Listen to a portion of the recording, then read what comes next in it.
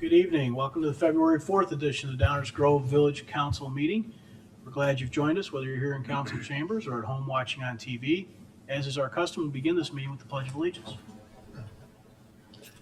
I pledge allegiance to the flag of the United States of America and to the republic for which it stands, one nation, under God, indivisible, with liberty and justice for all.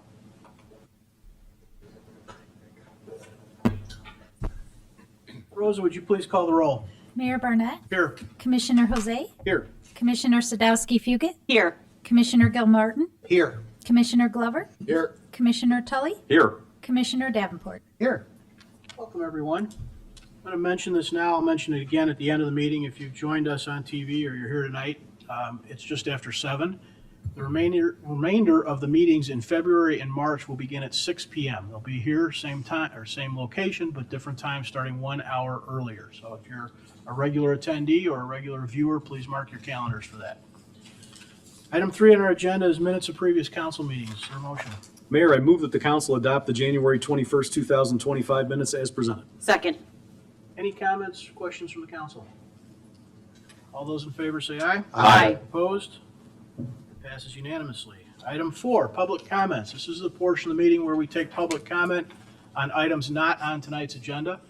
At agenda items, active and first reading items, there will be additional opportunities for public comment. So if you're here with some comments or suggestions for the council on items not on the agenda, please come on down to the podium. Let us know what's on your mind.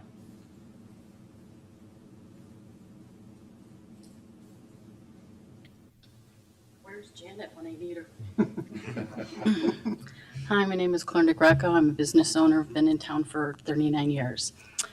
I asked a question of the council last year sometime.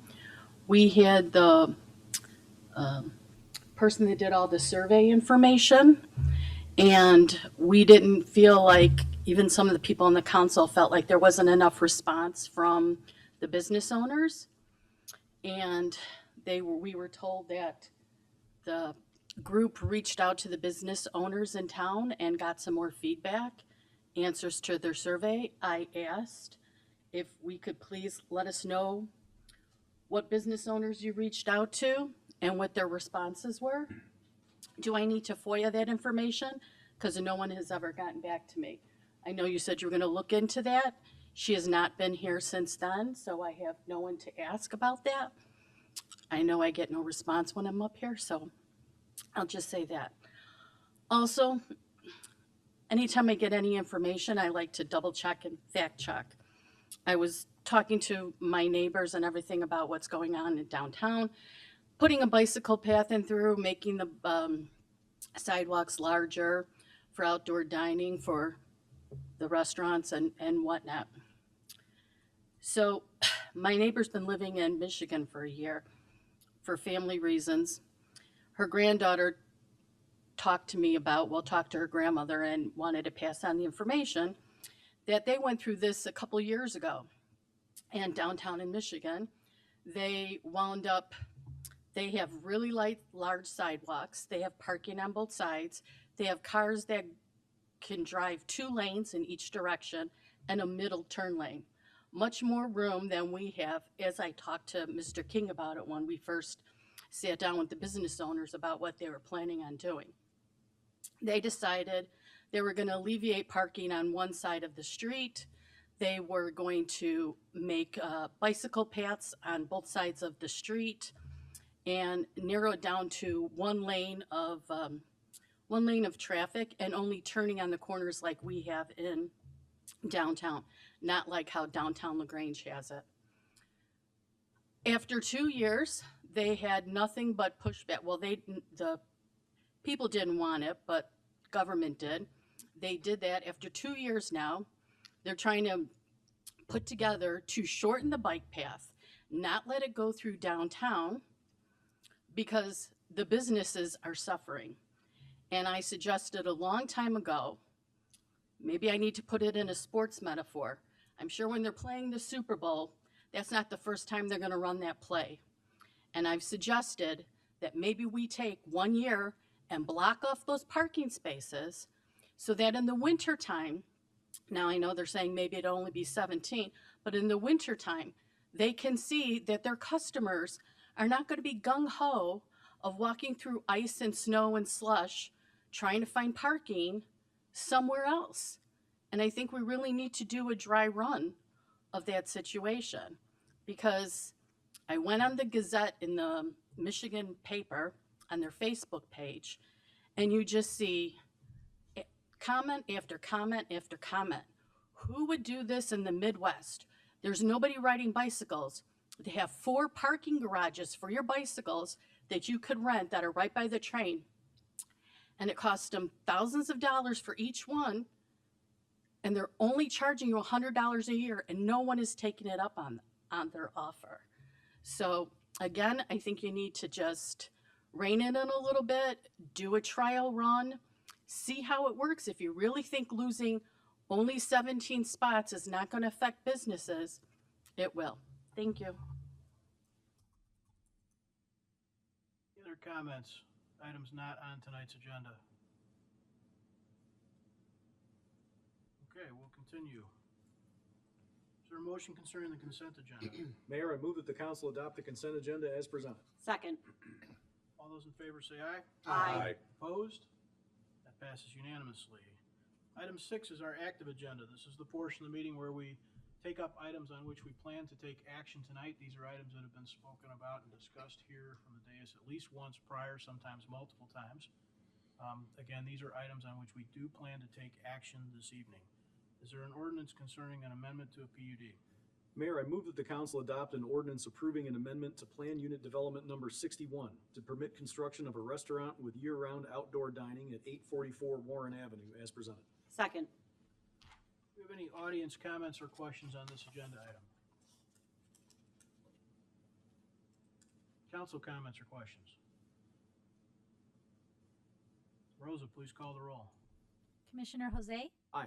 Commissioner Sadowski-Fugit? Aye. Commissioner Davenport? Aye. Commissioner Tully? Aye.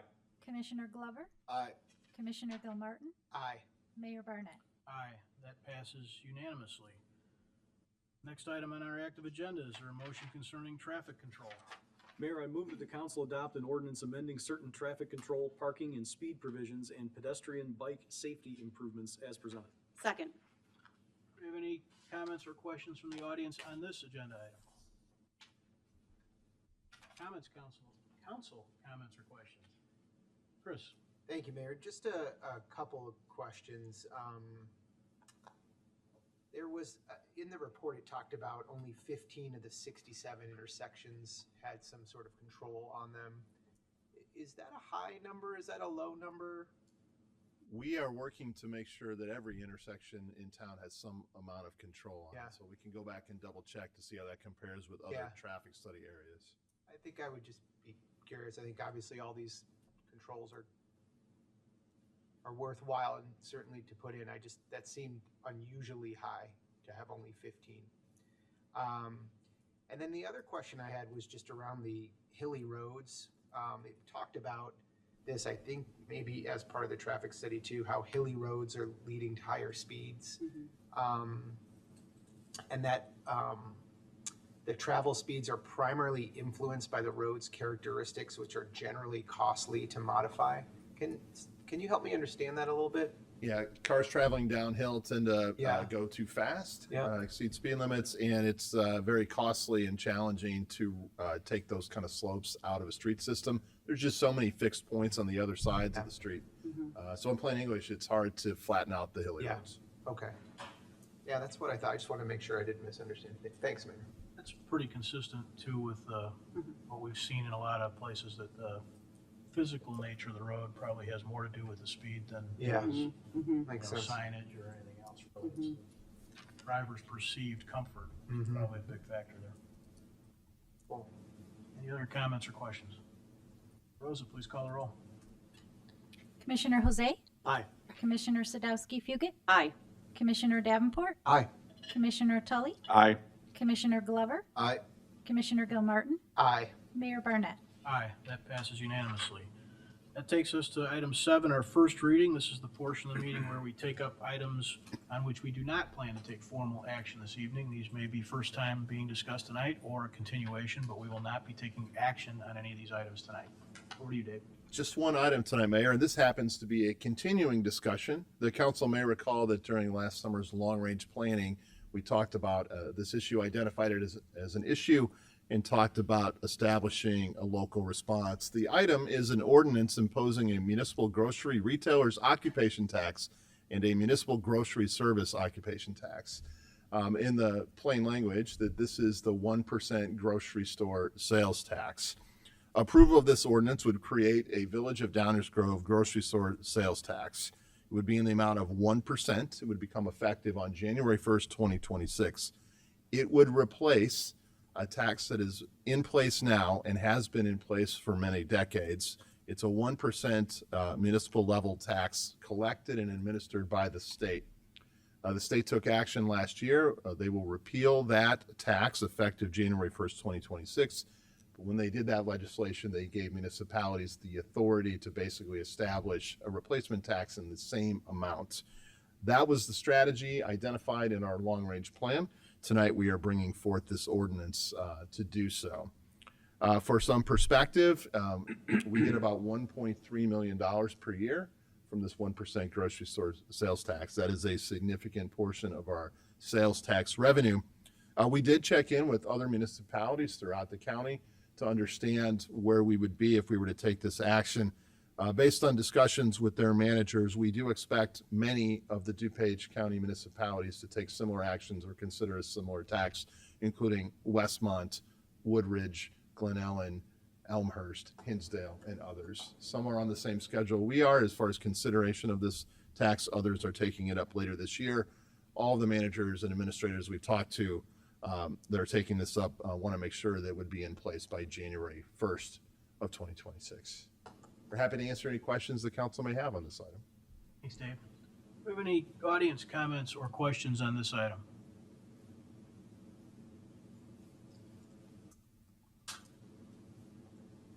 Janet Winningham. I expect this was inevitable. However, as I mentioned earlier on during those planning sessions, this would have been an opportunity to give some relief to taxpayers in Downers Grove, to make Downers Grove more affordable, and make it a better place to live and shop. But this is the path you all have decided to take, and it's unfortunate that, in my opinion, that you're doing this. Thank you. Council comments or questions? Martin? Thank you, Mayor. This isn't the first time that we've had to respond to something like this. I mean, I'll just call it what it is. This is an example of the state taking something that they want to say we're no longer doing when they darn well know that it needs to continue, and shift it over to municipalities. I was looking for the most recent example before this, but this has happened before. And in the eyes of the consumer, nothing will change because this is something that has existed previously and it will continue unchanged from what is before. The only difference is that it's being authorized at the municipal level instead of at the state level. I understand the state will still continue to collect it. There are other efforts the state has done from time to time to try to improve their standing.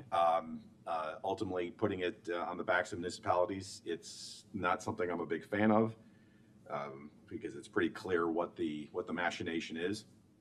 That being said, this is a significant amount of revenue, and to not continue would mean $1.3 million have to come from somewhere else. And when it comes to providing relief to taxpayers, I disagree. I think this council and prior councils before that have done a great deal through a variety of different efforts to provide a significant amount of relief to Downers Grove taxpayers, particularly things that people end up having to pay by just living in their homes, as opposed to things that you can you have some ability to modulate on your own. And that's where we typically like to avoid, if we can, or actually it's avoiding the more static taxes such as property taxes, which you end up paying simply by living in your home, as opposed to other things you have some measure of control over. This one isn't, I would say, as flexible and as variable as others. But I think in the grand scheme of things, this council and prior councils have done a tremendous job of providing an exceptionally good value for the residents of Downers Grove. And particularly because our neighboring communities, as expected, are all going to do the same thing. There is no benefit necessarily to leaving this money on the table and trying to get it from somewhere else. So it has to be replaced or cut services. And I haven't heard anyone suggest that there's any services in the amount of $1.3 million that we should be cutting. And absent hearing something like that, I think the council has collectively realized that the practical thing is to put this into place and continue the value that we provide to the residents of Downers Grove at a very reasonable price. And I would, and I'm sure if it wasn't already in the state of the village that was given earlier, it's probably in some other document that comparatively speaking, we are a very good value in DuPage County compared to other municipalities. And I think this council works very hard, and future councils will continue to do so to make it such. So that's why while I would prefer that this was not put upon us in this respect, I would support continuing it at the same level it was in place before. Thank you, Mayor. Thank you. Anyone else? Yeah, I mean, the reality is, I think every level of government probably plays a little bit of the shell game to try and take the tax burden off of themselves. And that's kind of what this is. And so, as Commissioner Tully said, I think our goal up here is really to remain a good value for what we are. And I think we're always typically probably in the bottom third in terms of the tax rate that we pay here in DuPage County. And that 1.3 million, again, would have to come from somewhere else. Typically when we're doing our budgets, you know, we kind of set the guideposts of what it is that we are looking to do with our long-range planning. Our staff comes up with an incredible budget, and then we figure out how we're going to pay for that. So the reality is, it's not just that we're going to cut 1.3 million from whatever it is that we want to do. That would mean cutting services, as Commissioner Tully said. So unfortunately, I do agree. I think this is something that we will enact because it is kind of the status quo as it is now. And I don't think any of us up here want to cut services. All we've been hearing from residents is that they really are looking for us to do more.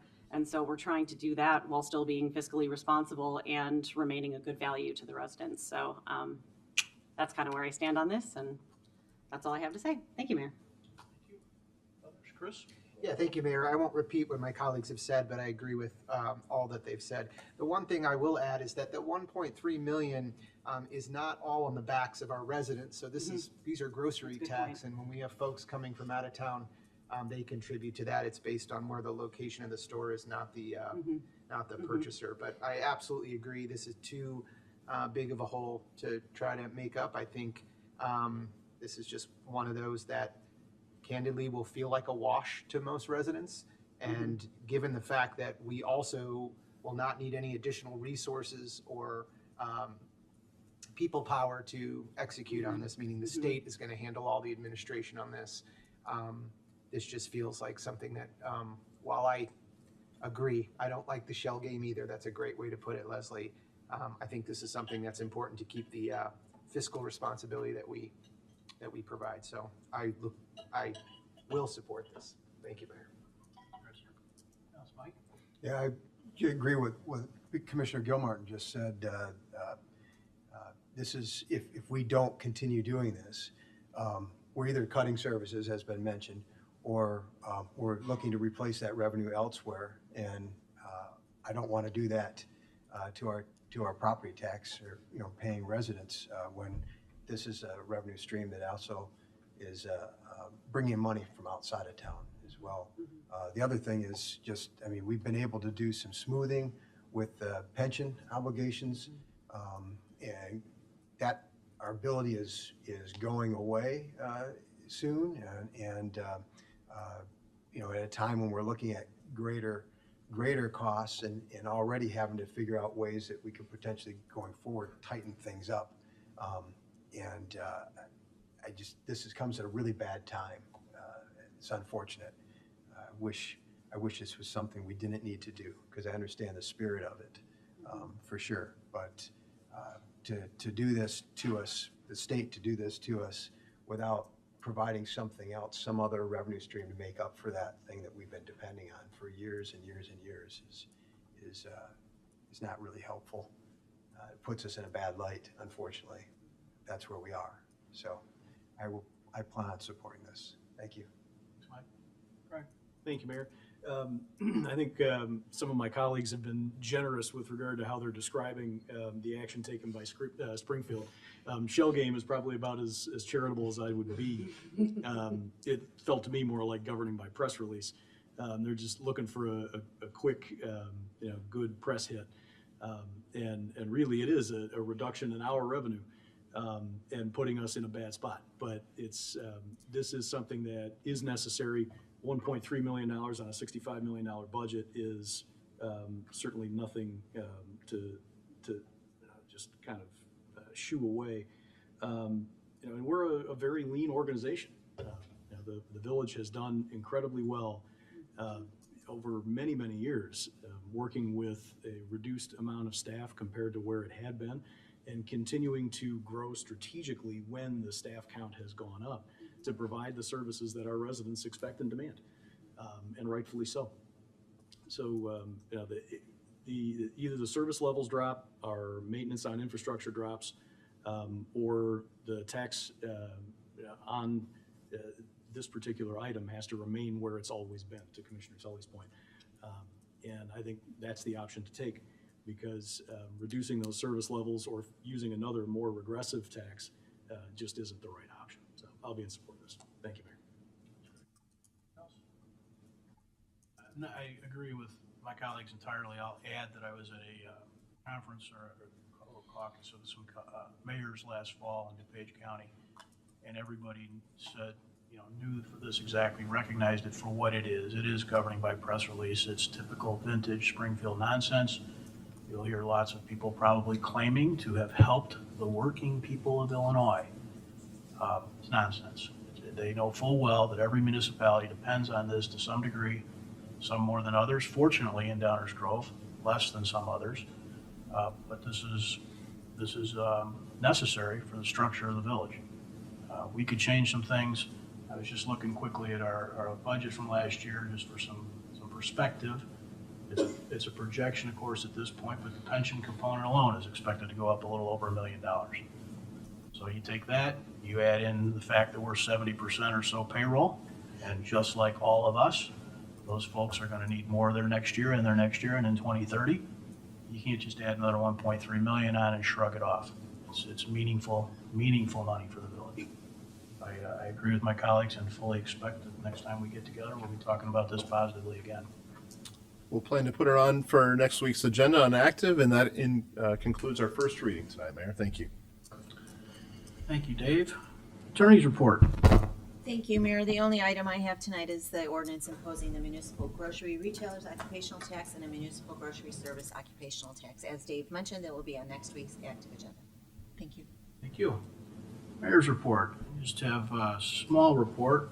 It's really a report out. Last Friday, I was able to represent the village at the Cisco Construction Industry Service Corporation Awards ceremony. Commissioner Jose, Deputy Village Manager Mike Baker, and Deputy Police Chief Todd Roundtree were there with me. What were we there for? The village was chosen for the 2024 Pride in Construction Award in a category of new construction above 20 million Chicago suburbs for this village hall. We were in good company. I'll give you a list. There were only 6 others. Here are the other people that got awards.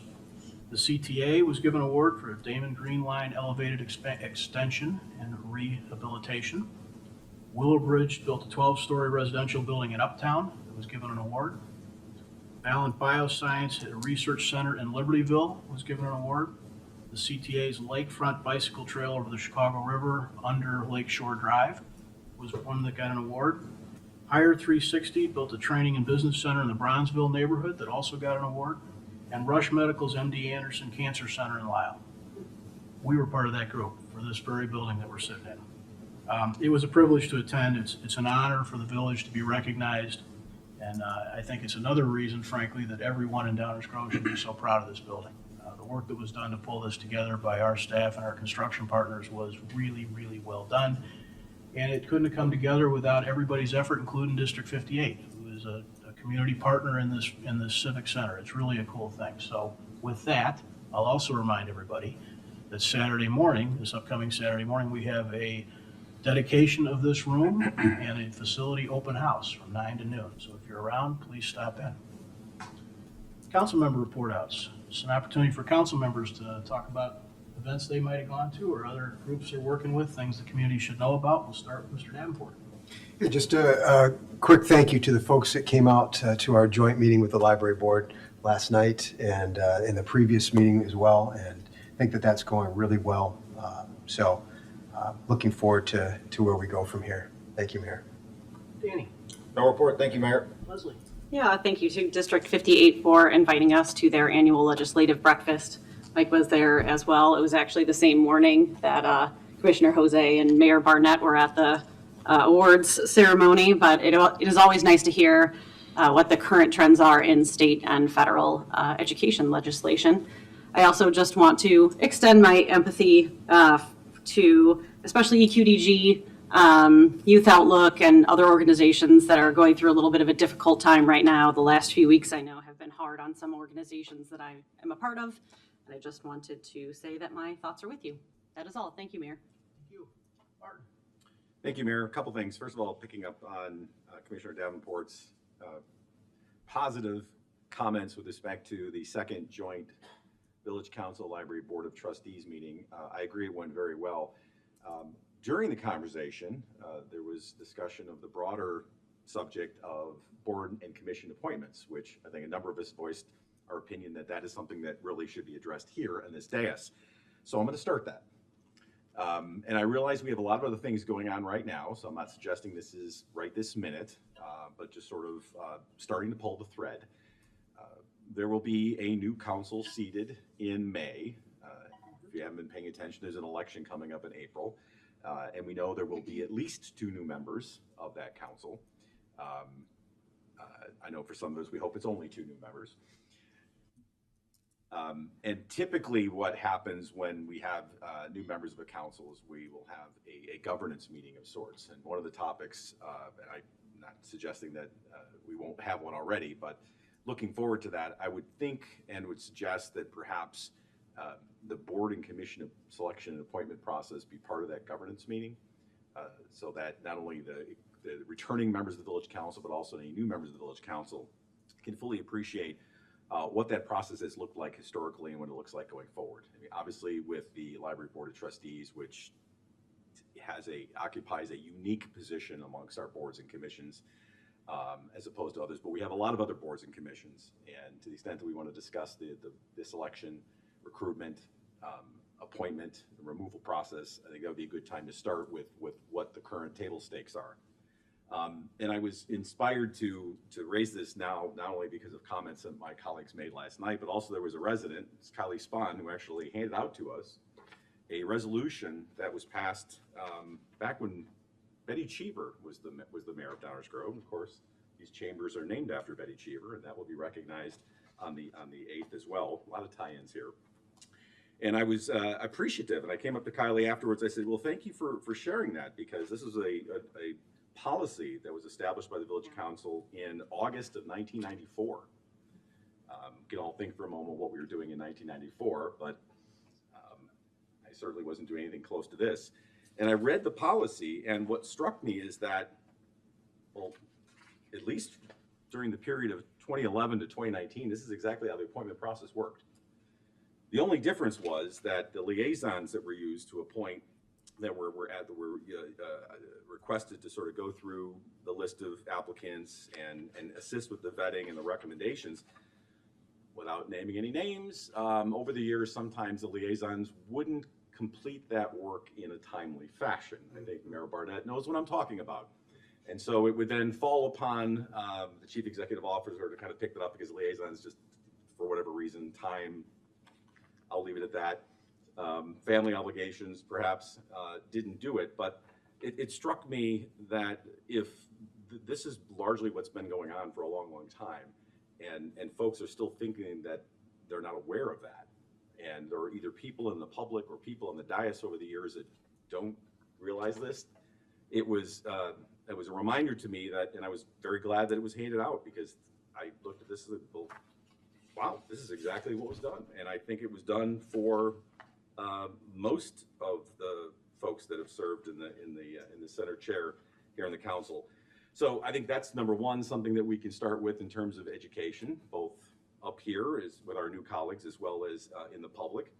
But to the extent that there are ideas as things change and evolve for improvement or enhancement, I think that would be a good time to have that conversation. But I'm also very, very mindful that we still have a lot of things to do during this council, so I'm not suggesting that we get started on that right now. But I would think that the seating of the new council would be a good time as maybe part of a governance conversation to have that. So I just wanted to share that, picking up on the conversation from last night, and also having read this very carefully. That's item one. Second item is, I just want to make sure that we all know, and the public knows, it is now officially, not just my calculation, but is officially 135 days until Rotary Grow Fest. So look forward to June 19th. Very special day for many reasons. Thank you, Mayor. Thanks, Martin. Chris? Yeah, I appreciate the comments on the governance meeting, and I look forward to having and continue that conversation. I agree with Commissioner Tully. It hopefully will be a good opportunity, and I hope to be there. I do want to remind everybody that Election Day for our consolidated election is April 1st this year, no joke. And early voting, I believe, starts March 13th or 17th. 17th. Thank you, 17th. I got a little switched around, but you can apply for your mail-in ballot anytime. You'll get that prior, so I encourage you to do that, as your spring break plans may keep you from voting in person. Get that early voting or get that mail-in ballot. Thank you, Mayor. Thank you. Greg? No report, Mayor. Thank you. Okay. Item 11 on our agenda tonight is manager's report. We are going to continue with some comprehensive plan, guiding DG related stuff. As you can see from our arrangement, we're going to do it from up here tonight. Dave, over to you. Thank you, Mayor. Tonight is a continuing discussion of guiding DG, as the mayor just said. Tonight's discussion will be on streetscapes, has multiple facets. Just want to recognize that Tim King from Hitchcock Design Group is here. He may be able to answer any questions. The familiar face sitting to my right, of course, Stan Popovich, our Community Development Director, will lead us through the presentation and discussion tonight. Stan? Thank you, Manager Fieldman. As Dave noted, I'll be doing the presentation from here tonight. So this is our agenda for the evening. We'll go over project description, council direction, project status, update and process. We'll talk about each of the design discussions, including streetscape elements tonight, 2025 capital projects, and lay out some next steps for the village council and our visitors here tonight. Guiding DG streetscapes is really 3 priority action items. Develop a downtown landscape and hardscape plan, which talks about enhancing the physical appearance, enhance the downtown outdoor dining program, creating aesthetically pleasing permanent private and public areas for outdoor cafes, Fairview focus area streetscapes and landscape improvements, which is about implementing the 2017 comprehensive plan about Fairview. And then it also does include the Linda Kunze Plaza and Main Street train station, which is a capital improvement project. So that project identified maintenance and upgrades. The idea was to design that in 24 and 25 and have construction started in 2026. So the train station plazas are really a separate CIP project, and you'll see that reflected in some of the drawings tonight. Just to recap where we've been, so about a year ago we had a kickoff meeting with Tim and his group. We've gone through an existing conditions memo, meetings with both the Historic Preservation Design Review Board and Village Council, an open house in October, and some meetings here again in December. There's additional work to do. You can see on the right-hand side, which is some direction that we're looking for, and then preparation with Tim King and his Hitchcock Design Group of a final streetscapes plan. So tonight we're really trying to capture these 5 things and get clear direction from the Village Council tonight. You can see our schedule here. So again, we're in February. Our goal is to try to wrap these things up by the end of April. So you can see we're trying to move things along in a timely manner to have these items wrapped up at the end of April. This is a slide that Tim has used before, just to sort of tell you where we are in the design process. We're here just refining our preferred alternatives and trying to get direction which will then allow Hitchcock Design Group to finish up the plan and the implementation strategies. These are the guiding principles that we have. We're talking about streetscape function and character, expanded flexible amenity areas, public gathering spaces and programmed events, and then incorporating some culture and public art as well into the streetscape. So we're going to go ahead, Mayor, I'm going to go ahead and start with the preferred streetscape design. In here, you can see there's 8 maps that I'll be showing tonight. The first 5 are in the downtown. We'll take a break at that point for any village council comment at that point, Mayor. And then we'll go 6, 7, and 8, which is the connection, and then Fairview after that. So this is the symbology that we're using. You can see the legend on the right-hand side. Not all of these items appear in each of the maps. It sort of depends on the area. You can see that where there's no proposed improvements, those areas are in gray. Any proposed improvements are in color. And then you can see the circle with the number in it. That's change in on-street parking spaces from existing. Downtown streetscapes, you may remember we sort of talked about this. We had 2 types, a type 1 and a type 2 streetscape, and how that's laid out on each of the streets nearby downtown there. To overview what we've accomplished so far is we've identified several new flexible amenity areas created by bump outs. We do have a few new mid-block pedestrian crossings, which we'll identify. Several new shade structures. We've got a 3D image that we can share with the council and the audience as well. A decorative pedestrian crosswalks, new landscape areas, a new masonry seating wall so people can have a seat and enjoy coffee and talk to friends. Gateway features at the north, south, and west sides of downtown. We believe if this plan were to be approved, it would have 24 outdoor dining areas split between public and private areas, and result in 17 on-street parking spaces being lost. That's compared to 18 to 23 in the recent past. That number varies a little bit depending on which restaurant is requesting outdoor dining. So it's not the same every year because the restaurants change and what they want to do a little bit. So that's a little bit varied there, but a loss of 17 on-street parking spaces. We'll start with area 1, which is Franklin Street on the north. Main Street is here, sort of right center. And then, so first off, we had identified in the red here a cycle track or multi-use path for the active transportation plan. Again, we're talking active transportation next week, so we will coordinate these plans to do that. We do have some streetscape crosswalk improvements at these intersections, which is primarily pavement markings. And then we do have some gateway and some wayfinding signage here in the stars. And the scale of this whole is making, so I'm trying to identify key features here. I might not identify everything, but just to identify some of these more important features there as well. And then we have two features here that I will pull up on the next slide. One's at Franklin and Main, and then one is immediately adjacent to the new development that's under construction at 4915. So Franklin and Main on the left-hand side, you can see this improvement here. The asterisks are the stars for the gateway features, sort of to welcome folks to our downtown.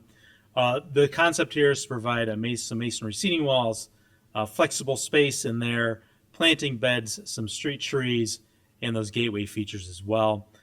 This would move the handicap parking space on the west side of Main Street a little bit further south just to get us some green space or some flexible amenity space.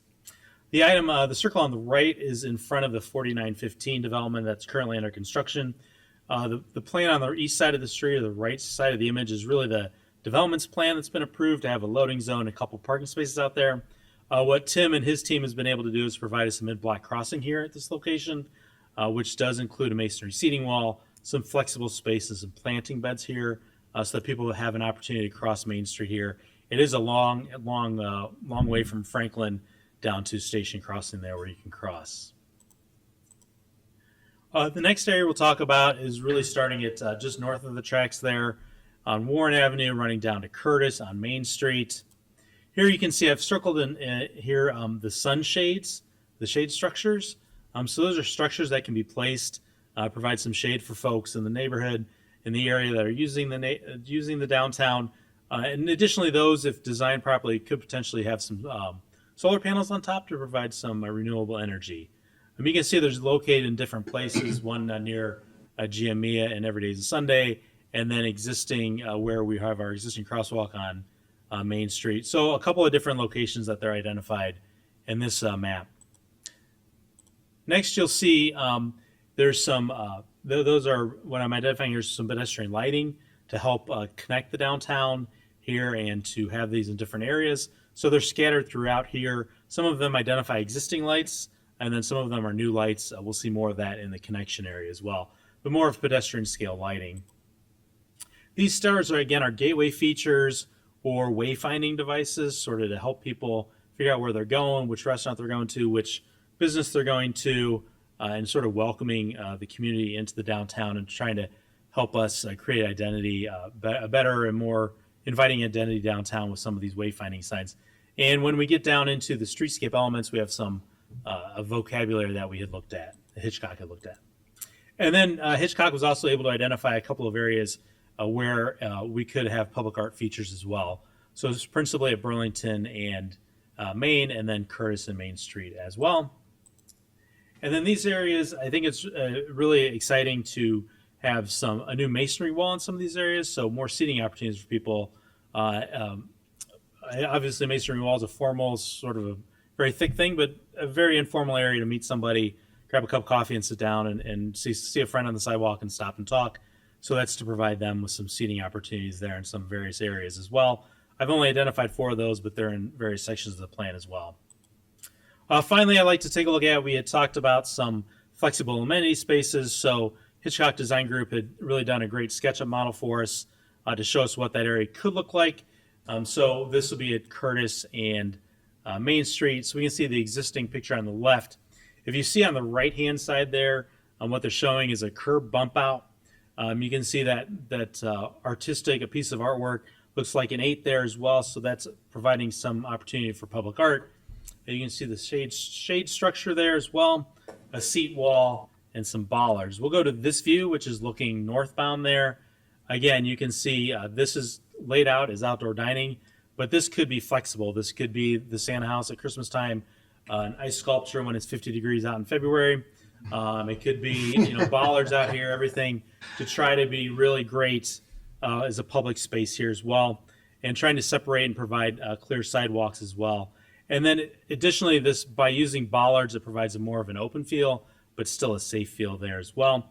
And this has the elements that we have all talked about.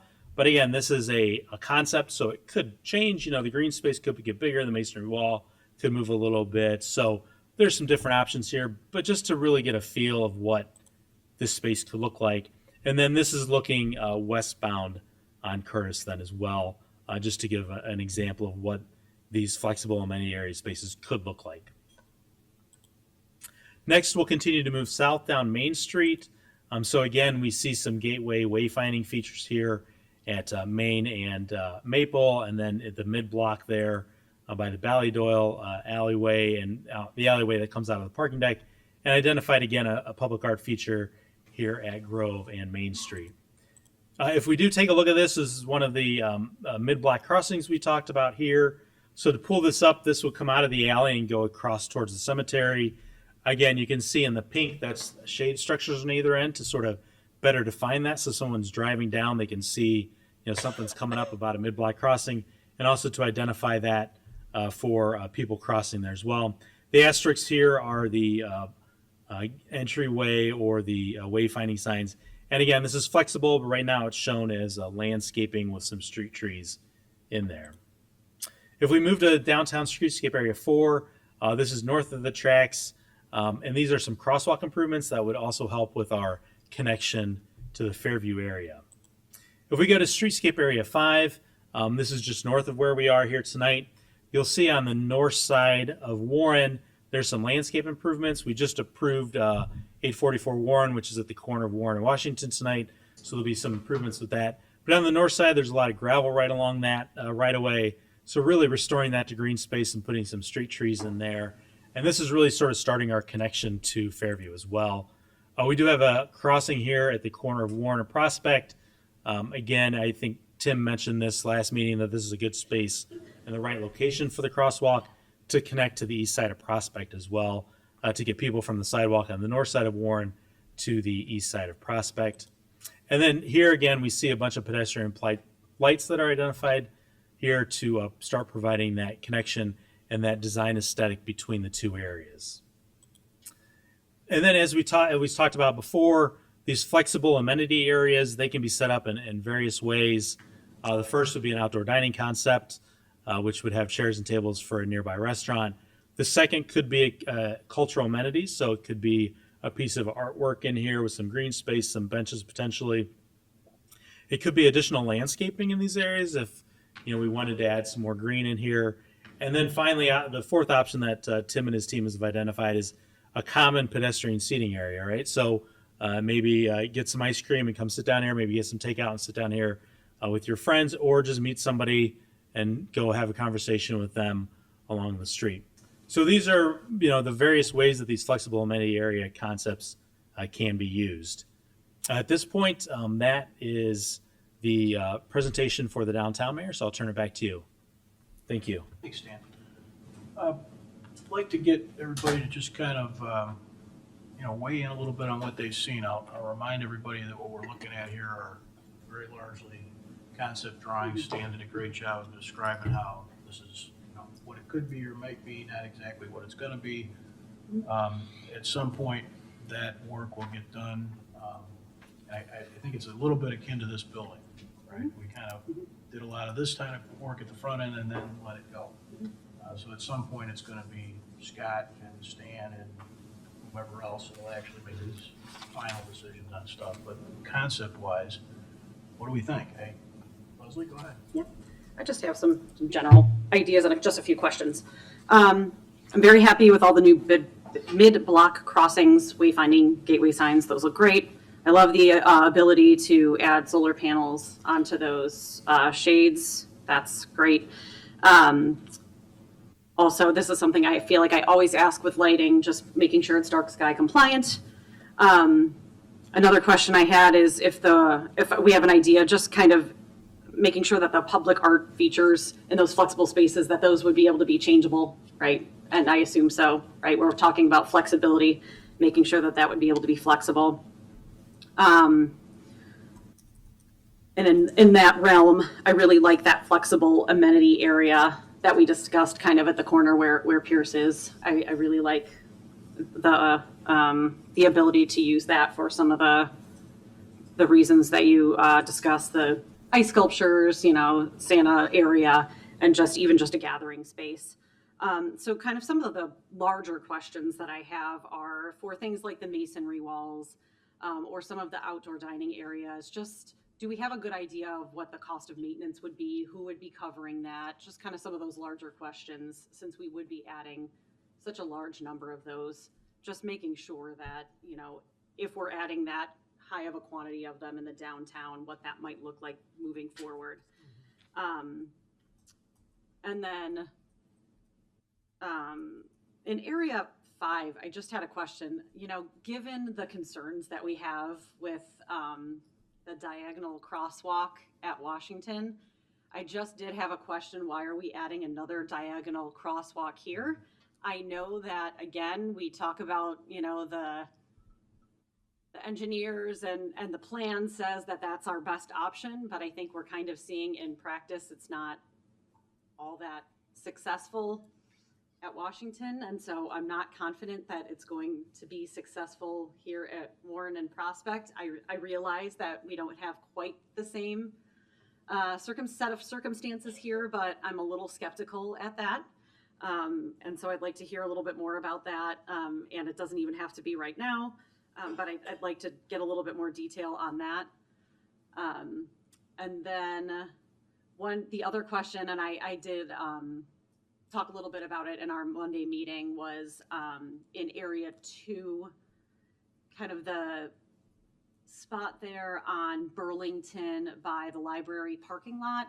I just want to make sure that area will not be a concern for line of sight when you're pulling out of the library parking lot. I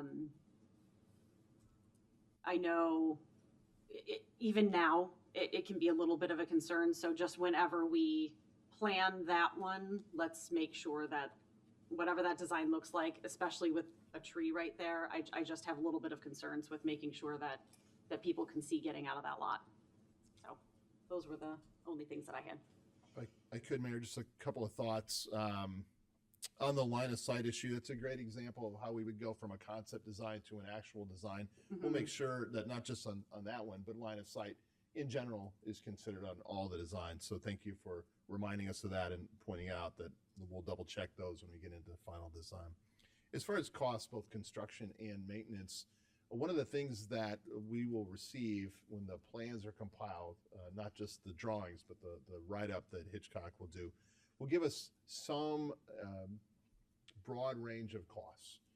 One of the things we'll have to do with not just the streetscapes plan, but all of the plans that are part of Guiding DG is make an implementation plan, which includes budgeting, financing, et cetera, which will be a lot of work that will start in long-range planning. So the first step is we'll get these concept plans down, then we'll get more information about range of cost, and then we'll make a multi-year implementation plan for all of these plans that will be tied to a financial plan, and we'll do that in the LRP. So we don't have anything specific yet, but we're certainly working our way towards that. Washington, the diagonal here at the Washington and the diagonal crosswalk that's proposed at the other location, which I think was Warren and Prospect, if I'm not mistaken.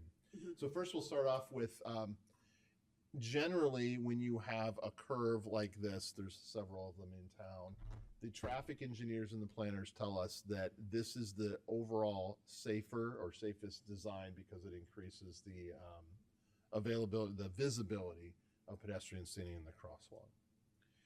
The intersection right down the street, which is complicated by multiple legs, in addition, legs of an intersection, plus the curve we're talking about, plus 3 train rail system, a 3 train track rail system. Different situation, and you even mentioned that in your comments, Commissioner.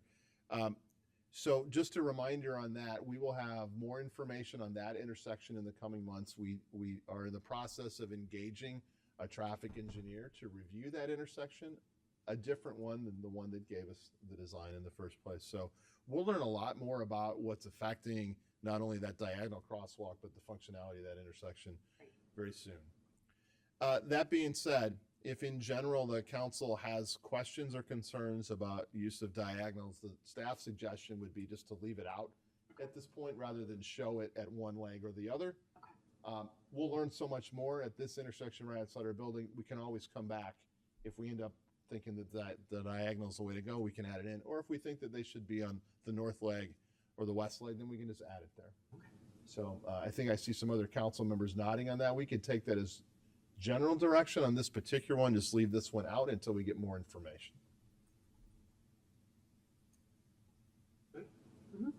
I'm fine leaving it out. I don't have nearly the same concern. When we look at Washington, there's not like we have an infinite number of choices there. We have 3. And we're trying one, and we're seeing how it goes. So I'm not as worried about that as others might be, but leaving it out and coming back to it is certainly fine. That line of sight thing is a challenge all over town. You know, that spot that we were talking about just now, put a Suburban in the farthest spot towards. Yeah, I know, right? Can't even see the train station. So, you know, I suspect anything that pulls down from a giant SUV is going to be an improvement. Maybe not a tree, but. Yeah, probably. Greg, go ahead. Thank you, Mayor. I do have, I guess, some concern about that diagonal crosswalk there on Prospect, or on Warren going to Prospect. But I also am somewhat less concerned because there's a lot fewer cars that go through over there. That is true. Than there are at Washington and the tracks. So just a couple of other questions and then I'll dive into my comments. Stan, could you scroll back to the first slide, downtown area 1? And I just want to make sure that I understood something correctly. The 2 that are over by the future development there on the east side of Maine, were those planned to be lost for the loading zone? Did I understand you right? Or did I? So the 2 would be based on their plans. I believe where the crosswalk is would entail 1 or 2 parking spaces there. Okay. And I think if we're doing the new crosswalk, that's gonna come out.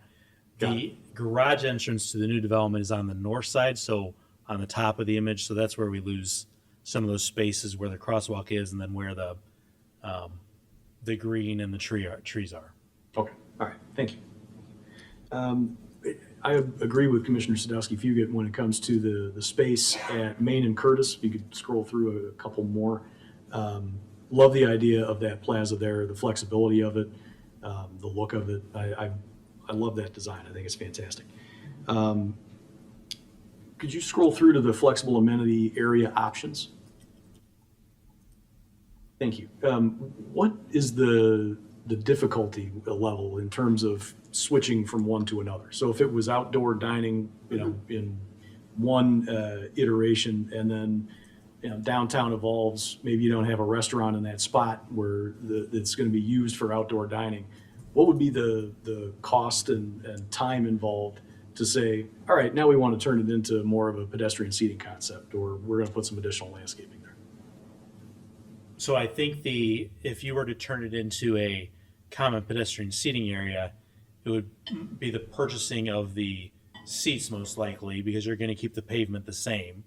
So I think it would, I'll say minimal. I'm not the budget guy, but I'll say minimal. But hold it. So, and then I think if you were to convert that into green space, there's probably a little bit more cost because of the removal of the concrete. But I think when we talk about the 2025 CIP projects coming forward, and if the council decides to move forward with taking and adding some green space in the downtown, then we could get more, I think, concrete costs behind that to figure out what costs to remove pavement into green space would be moving forward. And another concept, building on what Stan just said, a lot of the landscaping could be in actual movable arrangements as well. So green space could be things in pots and movable plants, et cetera. And that's the beauty of this design is that you create the flexible area, that's permanent. How you use it can change on a regular basis. The only thing that would prevent it from or reduce its flexibility would be to put in permanent type green spaces with trees that won't move, obviously, but you can still work around those if you'd like. So that's the value of this slide, is just showing you can move all sorts of stuff around, range from, just a little bit of cost to significant cost, depending on if it goes from, as Stan was saying, if we just purchased a bunch of public street furniture and then decided to move that somewhere else or not use it, those could be some costs. But it's generally designed to be a programming exercise each year. That's exactly the kind of information I was looking for. It's just to explore the flexibility of that space. What does it really mean when we're saying that, and what goes into it? So that's great. Thank you. Overall, I think this plan is fantastic. I love that we're keeping the spaces flexible, that the spaces themselves are permanent while we can use them for any number of different things. The impact in terms of any loss of parking that's on a permanent basis is really no different than what we're seeing through outdoor dining. It's certainly right in the ballpark, 17 versus 18 to 23. I think that's eliminates the need for a dry run, at least in my opinion. And I think overall, this would be a great improvement to our downtown. I think it's fantastic. Thank you, Mayor. Others? Danny? Yeah, I agree with Greg. I like a whole lot about this plan, especially the fact that it doesn't take up any more parking spots than we're already losing when we're implementing the outdoor dining. That's probably a trade-off that I would have been willing to explore regardless, because I think the value in having this is that great. I did have also some additional questions. That I love the flexible amenity area in front of at Pierce and Curtis and Main. Is that something that can be replicated at some of these other designated places? Was that just meant to be maybe like in front of like the Entourage or that one at Cellar Door? Is that something that could be replicated there? Or? Yeah, I think this is just one concept, just to show a space. But definitely, if there's opportunities to do that in front of other spaces that we've identified, I think we could program it to be like, okay, in this space, it's a little small, so maybe the structure's not as big, maybe there's not, the decision about whether it's green or paved, I think comes into play, or whether we use planter boxes and stuff in there. So I think it could be applied. What we really wanted Hitchcock to do here was to show a possibility with different features that were in here. And I think another thing that we always talked about was safety. So we wanted to show something that is going to be safe with these bollards, but not feel thick or heavy or something, I think.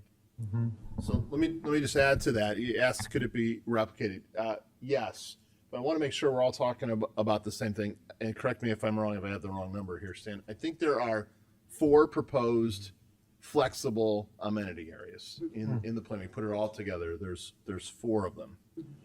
If the council would like to increase that number, conceptually, please let us know now, and then we could get to work at adding some. If you think there's too many, let us know now, and we can reduce them. So yes, you can apply the concepts in any of those 4, but we're proposing 4 throughout the downtown. Could you list where those are for us? So the first one is on Forest, where Commissioner Stowski-Fugit was talking about the library and the area there. The other one is at the southeast corner of Burlington and Main Street. The third one is the corner that we're talking about, Curtis and Washington. And then the fourth one would be at Main and Maple on the east side.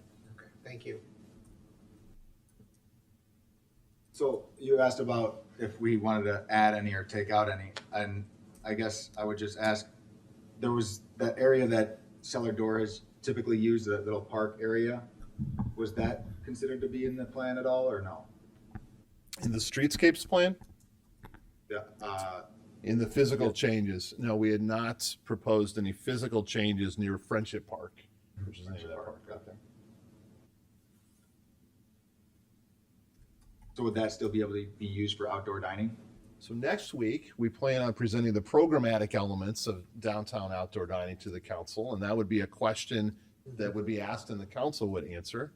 I'll give you a sneak peek. We are in the staff draft that we just went through today, we're proposing that is an area that could be used. Okay. Then I guess I had only one other question, and back to area 1, the same crosswalk that Commissioner Jose was speaking about in front of the future development. I guess, was there any consideration of putting that crosswalk or a crosswalk at Rogers, since we kind of identified Rogers as being the gateway between the downtown and the Fairview corridor? I guess. I believe there was consideration there. We'd have to look more into it a little bit closer. I can't remember exactly why it was not selected. Tim, do you remember? I don't. I know that, the discussion from Franklin. Yep. Thanks, sorry. Yeah, we could go back and look at that area. I don't remember specifically, but I do remember that the Franklin location was because it's at the northern limit of what's considered the downtown area, and is why that one was there. Okay.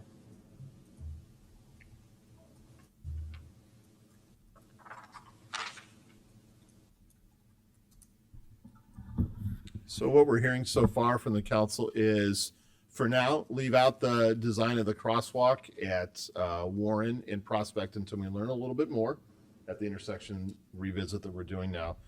And then to look into the opportunity of putting a pedestrian crosswalk at Rogers and Main. So we either get the information as to why that was considered and not pursued, or if there's no reason to hold up, we'll look at putting it in.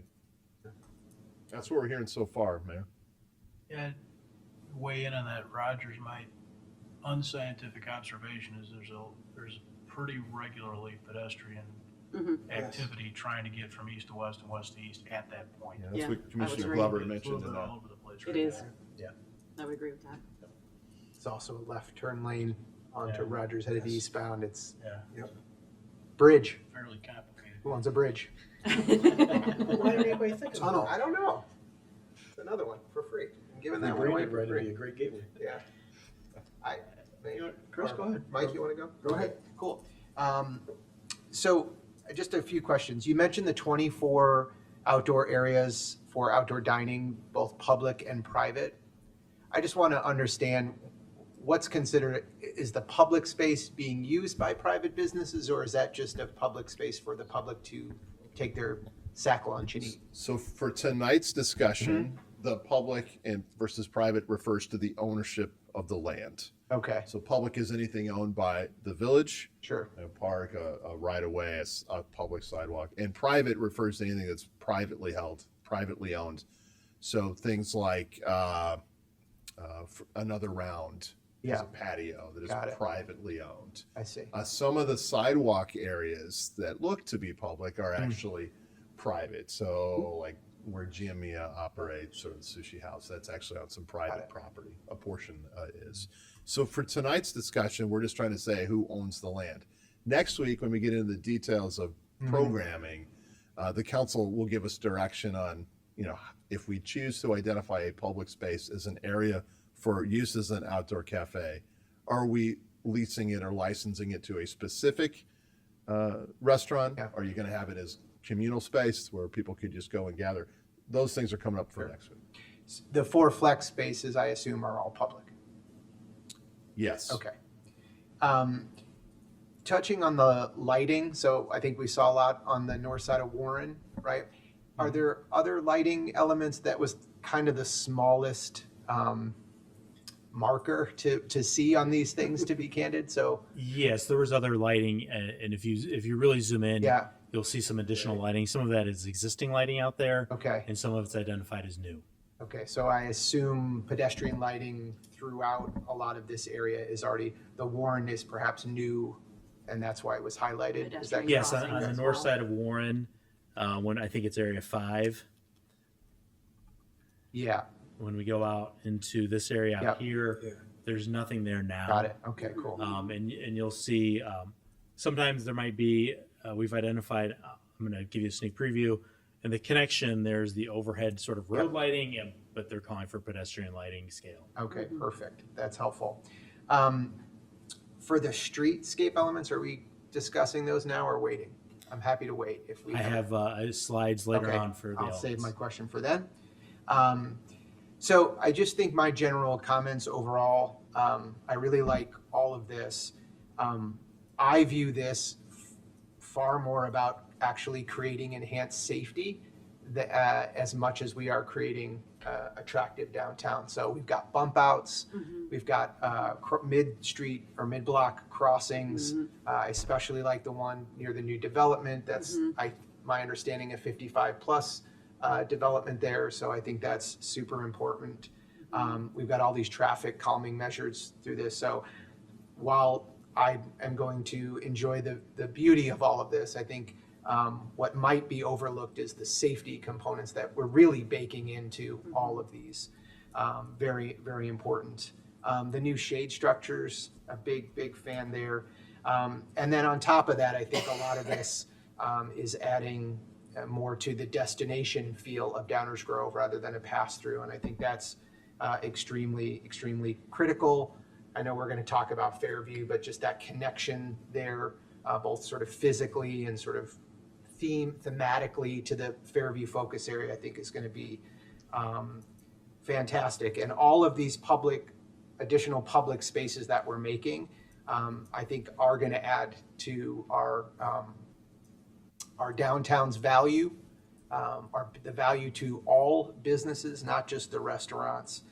There's something called linger time, and what these public spaces provide allows for that sort of connection and lingering time, which studies have certainly showed adds to additional shopping, additional time in town, and all of those things I think are objectives we should be going for. So I'm extremely excited about what is to come here, and I trust the staff to come up with the details, but far and away, I think this is a great plan.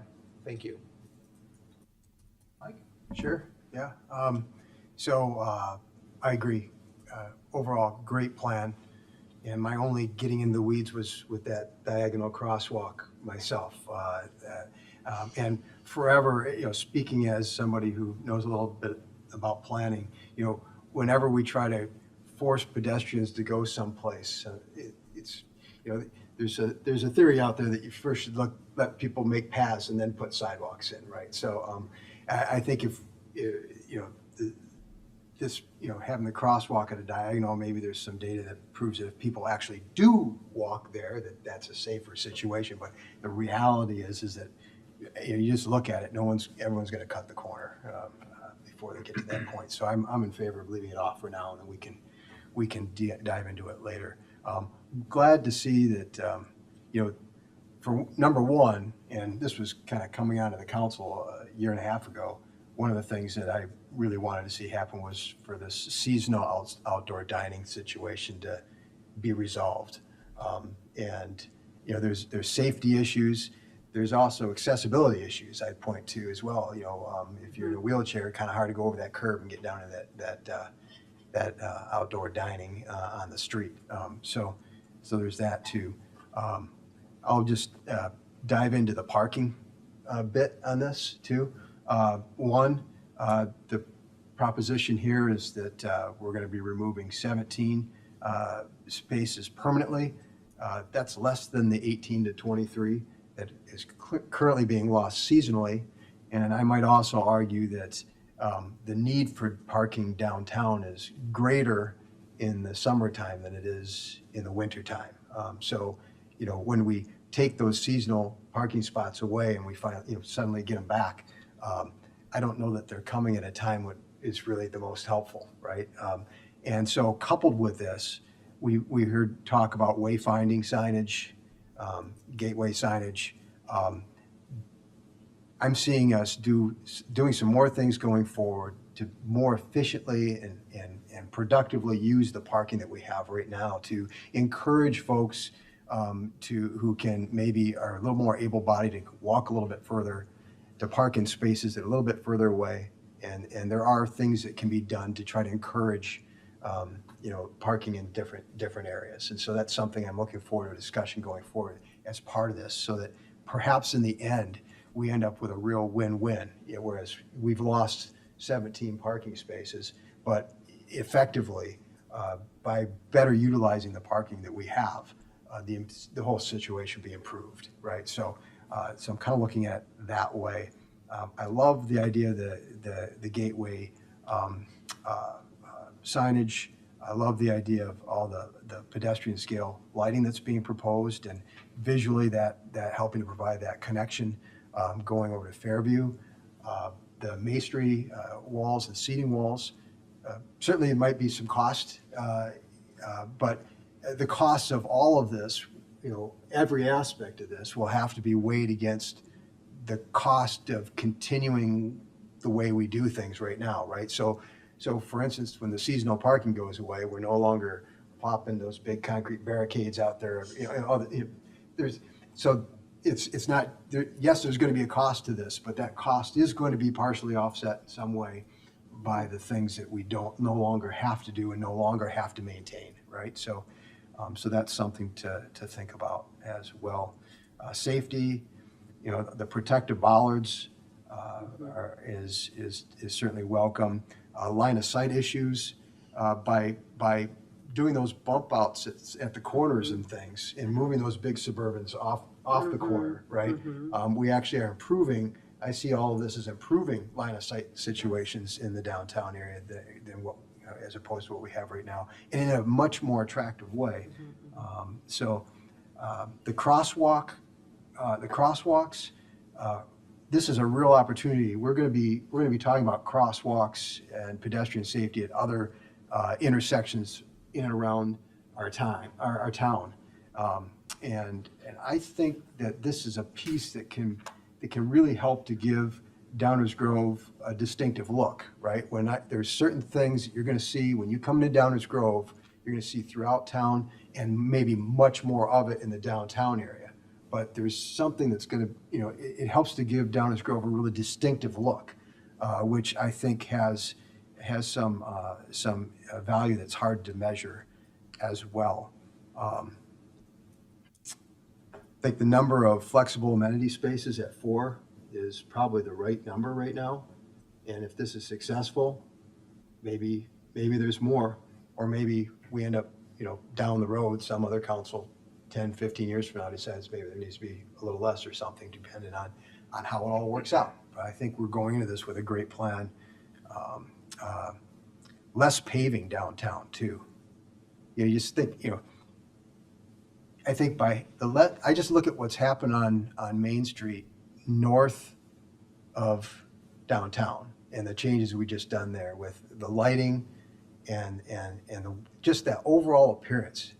It's this Midwestern charm of being in a downtown area, right? And I think the more paving that we can remove and replace it with these art amenities, more plantings, trees, these shelters, it just really helps to play up the downtown. And yes, huge safety aspect to this, but you look at one of the things that really draws people to Downers Grove, especially I think younger couples now, younger families and folks, as they look at our downtown as just such a great place to be.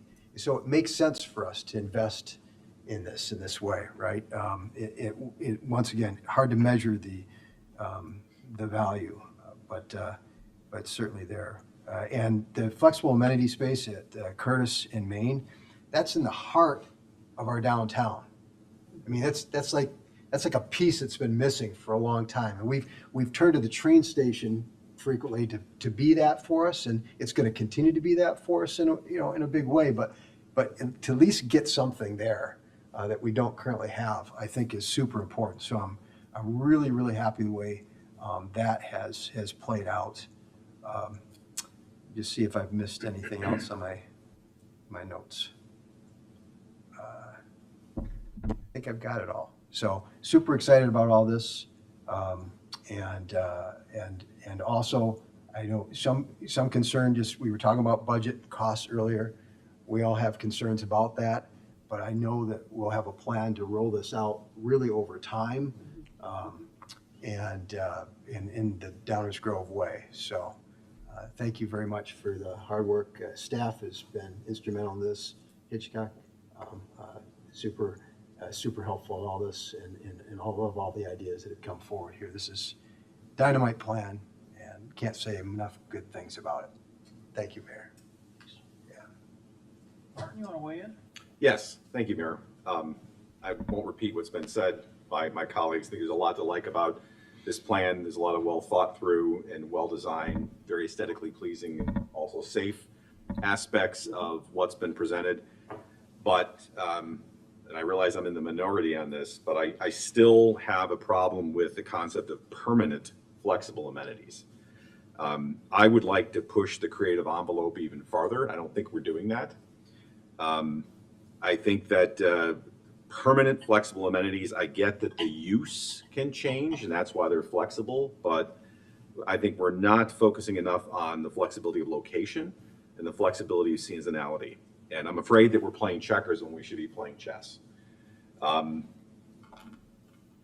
still would like to pursue, because I think ultimately it gives us a lot more flexibility, it gives the community more flexibility, it gives the downtown businesses more flexibility, it gives residents more flexibility, and it gives future councils more flexibility, not just figure out what the use will be, but where the uses are.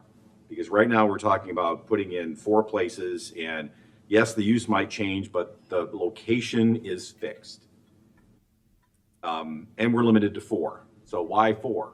If we're talking about flexibility and location, we could scale it up and down without having to see how it pans out over years and time.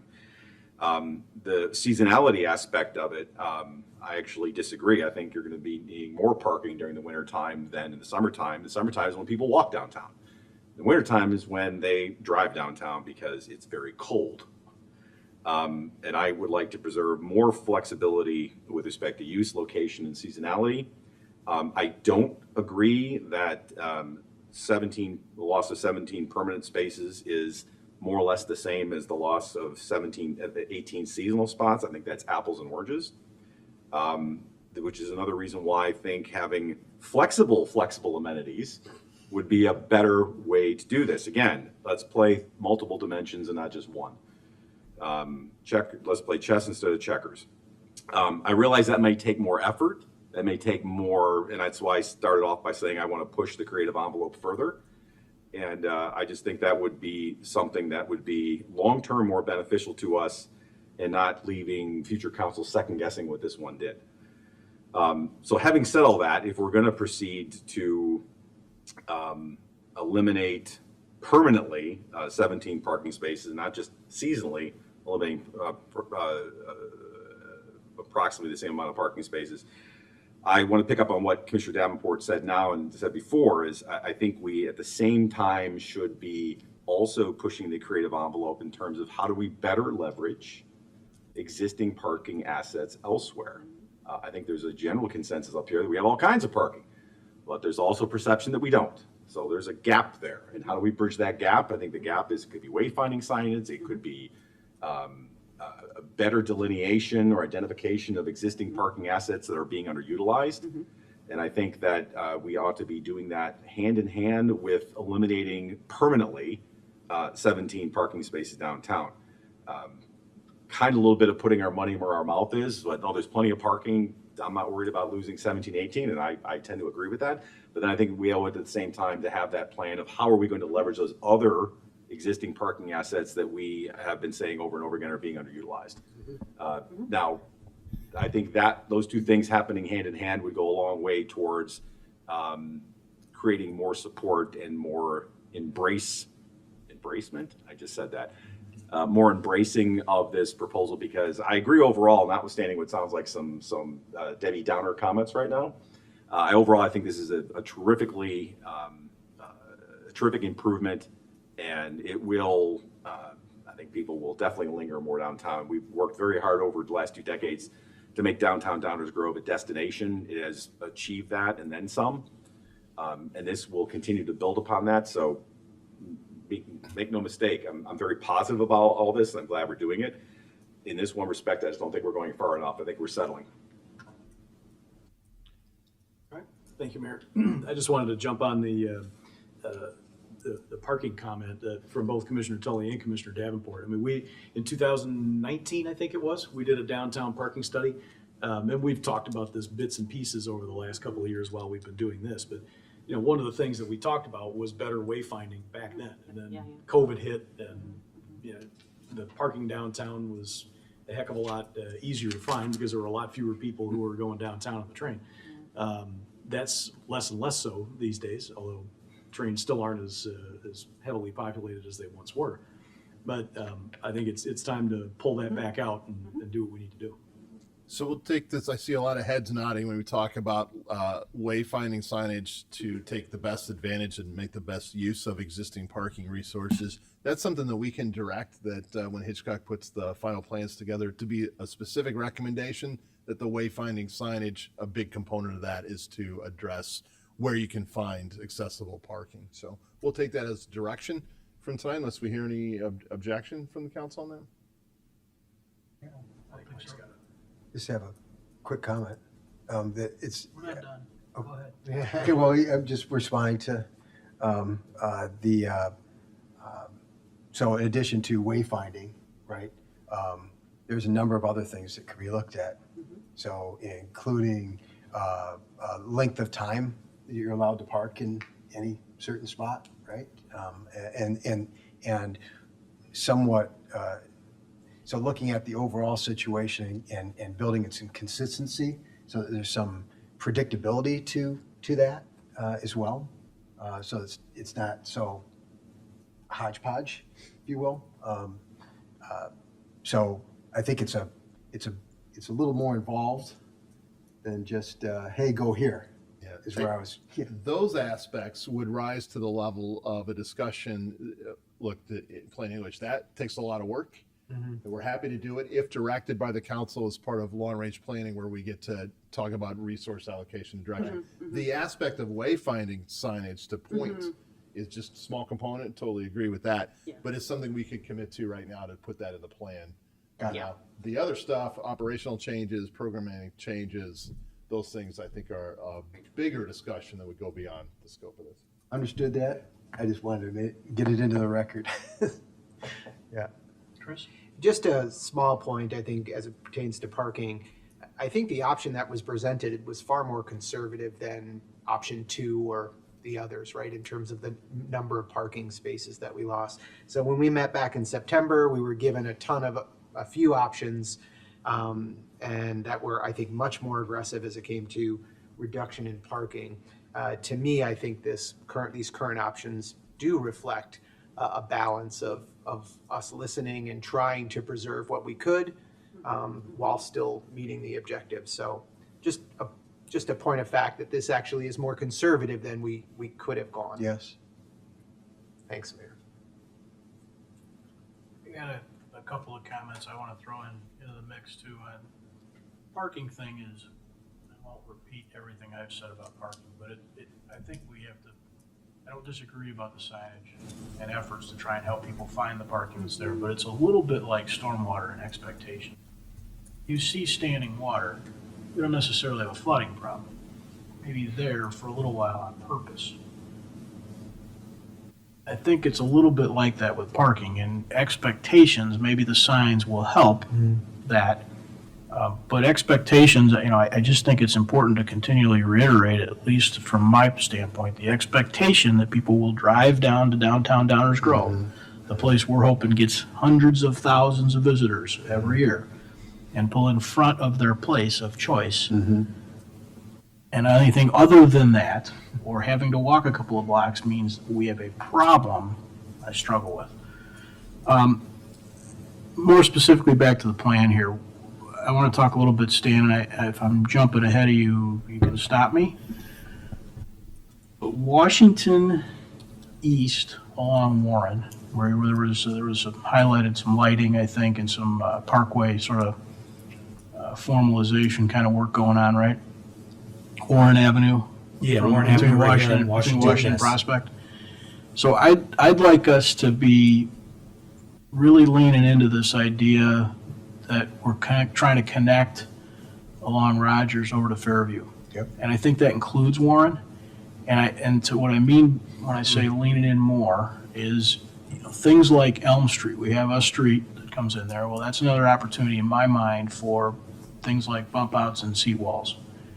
This idea that we're going to really try and connect the two downtowns along the north side of the tracks. It's all residential from Prospect west almost until you get to Maine. So this Rogers to Prospect to Warren is kind of the path. And I just kind of want to be overboard on that. And in my mind, that's lighting. Yes, it's certainly a formalization of the parkway, but I think it's more than that. I think it's really going in so that you think you're still in kind of part of the downtown as you're making that traverse. If it's appropriate, Mayor, certainly would never want to cut off the mayor's thoughts on a downtown plan, but that is a tremendous segue into the next set of presentations. So if it's appropriate, we could do that, because Stan's going to talk about the connection in the Fairview areas, and it's going to pick up on a lot of those very same themes about intersections and lighting and et cetera. Let me throw one more comment that I was making notes as I was listening to all my colleagues up here. And we talked about safer and nicer and destination and linger time and charm. Those were all words that people were throwing around. I think they're spot on. And those are all ways that somebody might define value that are pretty tough to put an ROI dollar sign on.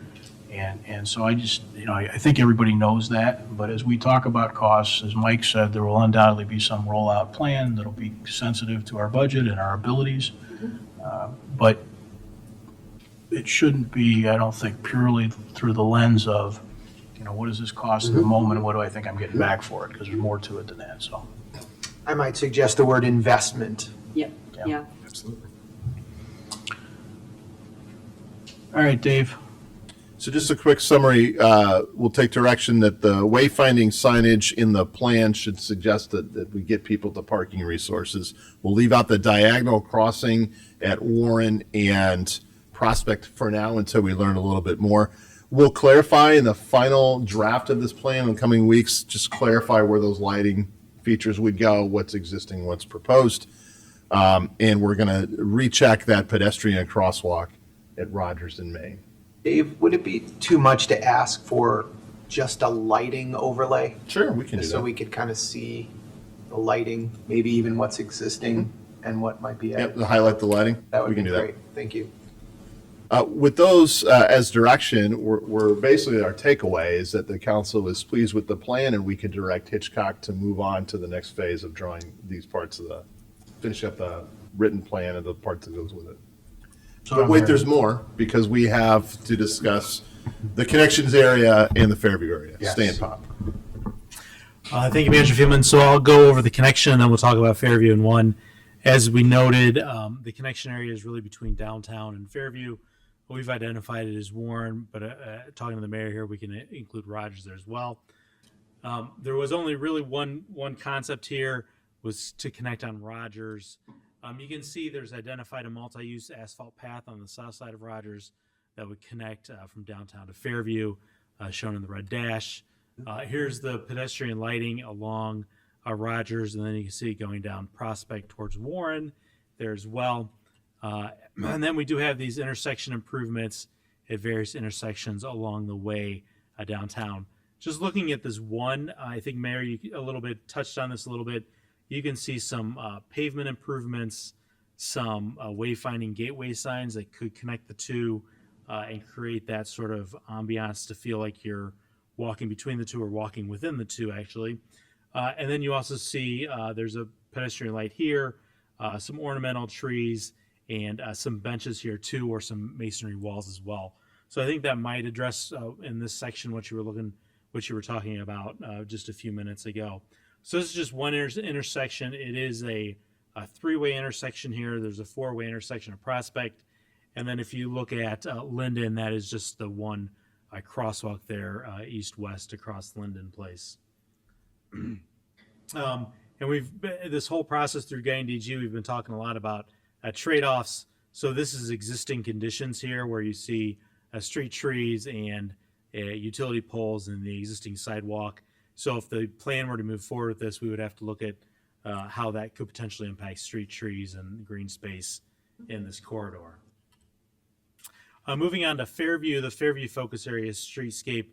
This is really this area here from Burlington, Maple from Burlington east past Fairview, and then Fairview from Maple down to Second. Again, we talked about a couple of different streetscapes in this location, but really what we look at the north side of the railroad tracks here, again, you can see the multi-use asphalt path connecting to the connection here on Rogers and moving up to Maple Avenue. Along Maple, landscaping improvements. Again, there's some gravel parkway areas right by the triangle piece there, increasing street trees, ornamental trees along there to beautify that area. Again, pedestrian lighting along the connection. And then we have various intersections that I'll talk a little bit about. So again, the one at Douglas and Rogers Street. And then if we look at Maple and Rogers, the plan would be to put a pedestrian refuge island in the middle. That's really a long stretch there. So to provide an opportunity to stop there, I know cars go every which way over there, so this would be good for some pedestrian safety. And then the intersection improvements at Maple and Fairview, and then shown here, Fairview and Burlington. If we zoom in a little bit here, these are the intersection improvements. There's the multi-use asphalt path. You can see in the plan currently as proposed, we have some gateway features, some wayfinding signs here. They do show a bike lane in this location going through. We'll be talking active transportation next week, so these plans could be updated to remove that and expand either drive lanes or parking lanes here. Additionally, there's street trees, planting beds, improved sidewalks, on-street parking, and benches that you find here. And I think the other thing that you see throughout are sort of these orange squares, which are trash or recycling receptacles as well. I know that's been throughout the downtown in these areas as well, identified some of those features in there as well. If we continue to move south on Fairview, so railroad tracks on the top of the screen, second sort of in the middle there. Again, that was with the active transportation plan, some bike infrastructure there that we'll talk about next week. There's a call for a pocket park here to increase green space in the Fairview area. A lot of this area is existing green space around the train station, so to provide some opportunities over there. And then we have, again, pedestrian lighting along Fairview. And then we do have the 3 intersection improvements. I'm specifically going to talk a little bit about the proposed intersection improvements at Fairview and Burlington there. You can see again a gateway feature here at this location, improved green space, and then the yellow sort of bar that's going up and down on the left-hand side of that circle is a gateway feature overhead. And so this is the concept that Hitchcock had worked out before, where this could become maybe a food truck event at times or a public space event there as well. So some of the features would be sort of an overhead entry into this area. Again, we have artwork location, a cultural amenity right there, and then pedestrian lighting. So that's the concept for this area there, to improve that area, make it more attractive and more activated in that location. So that concludes the presentation for the connection and Fairview. Thank you, Mayor. Thank you. Anybody want to start in and comment on this? Yeah, I'll be short. I'm all smiles and rainbows on this piece. No Debbie Downer?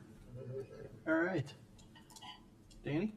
Yeah, a lot to like here too. I wanted to point out something that Commissioner Davenport mentioned earlier about how kind of see where people walk and then build the sidewalks, or I don't know how you put it, but somewhere along those lines. Yeah.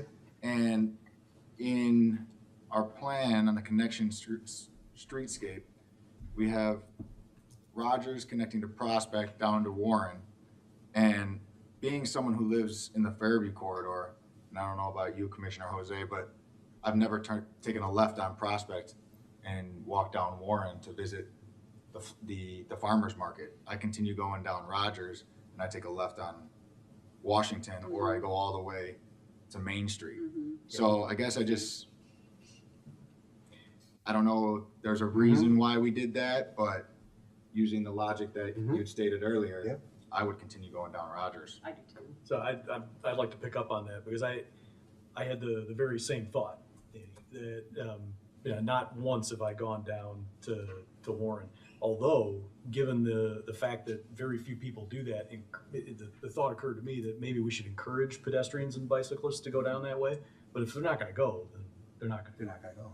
So Commissioner Davenport's comment gave me a lot of pause when it came to this particular piece of it. So I do like the idea of extending the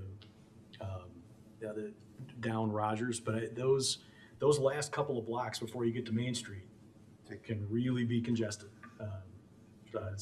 I thought we could maybe alleviate some of that, but water, it's like water on pavement. It finds every crack, right? If people are going to go where they're going to go, then why build it? Right? May I ask a question? So would you like to keep both Warren and Rogers, or are you suggesting we just do Rogers? I think I'm hearing not just Warren, but I just want to make sure if it's the plan to do both or to really focus on Rogers alone. Yeah, I think you do both, maybe for different reasons. But I don't think we should expect that we're going to force pedestrian or bicycle traffic down Prospect to Warren.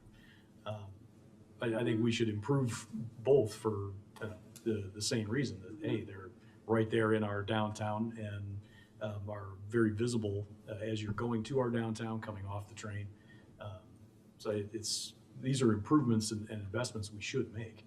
But Commissioner Davenport really struck a chord with me. Does anybody worry about the difference, though, in environment?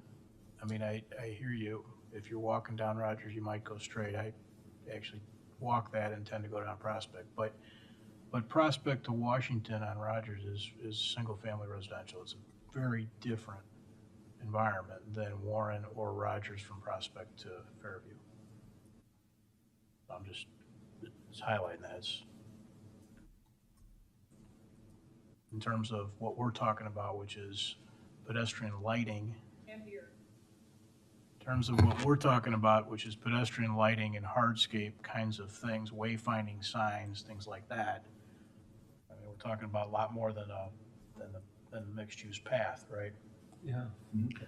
I don't have any problem continuing a mixed-use path, but as we talk about the rest of these sort of streetscape elements, I'm wondering if that would be Changing the neighborhood. appropriate in what's truly a single-family residential neighborhood.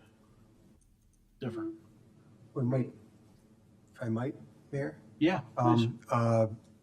So if we kind of took a similar outlook on this as we do with some of the other, thinking about pedestrian-oriented approaches to the downtown core area,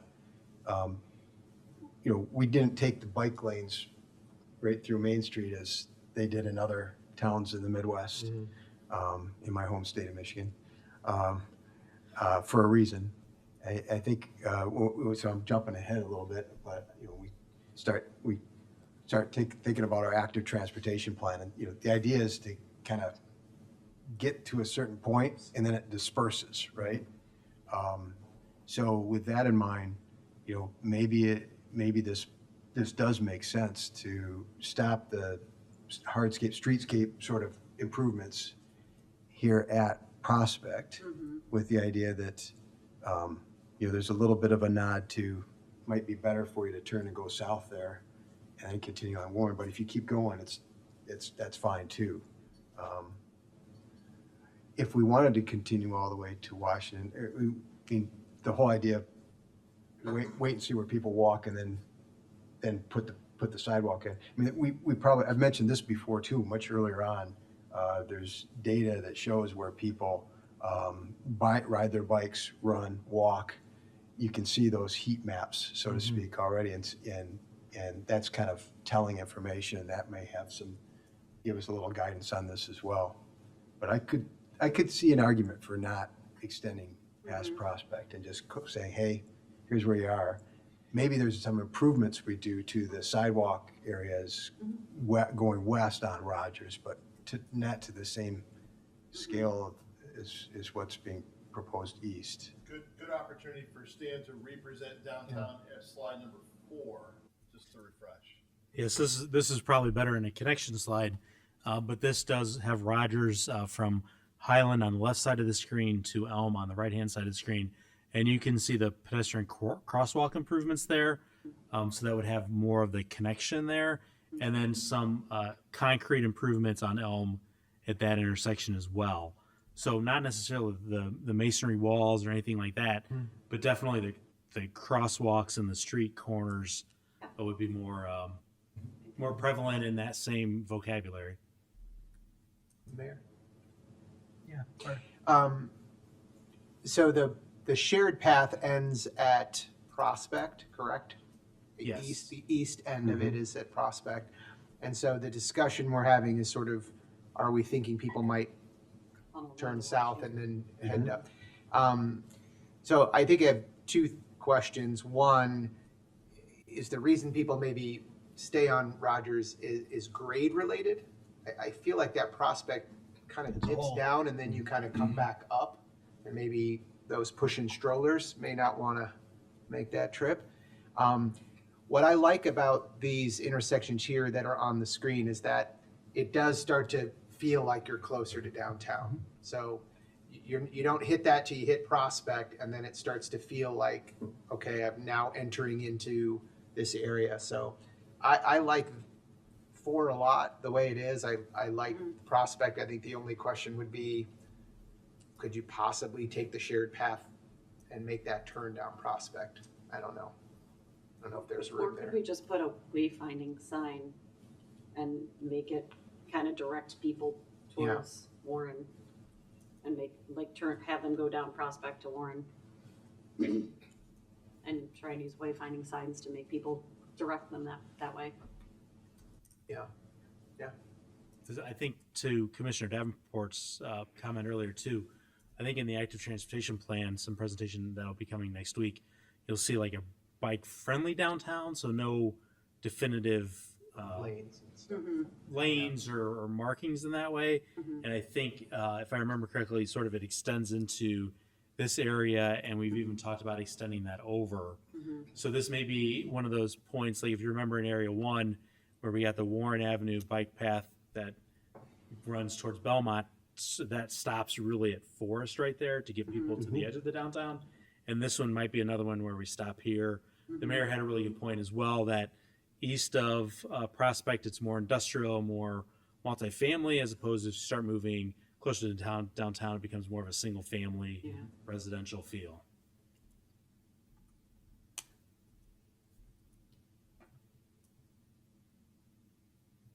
other comments on I'm happy with these. Okay with these here?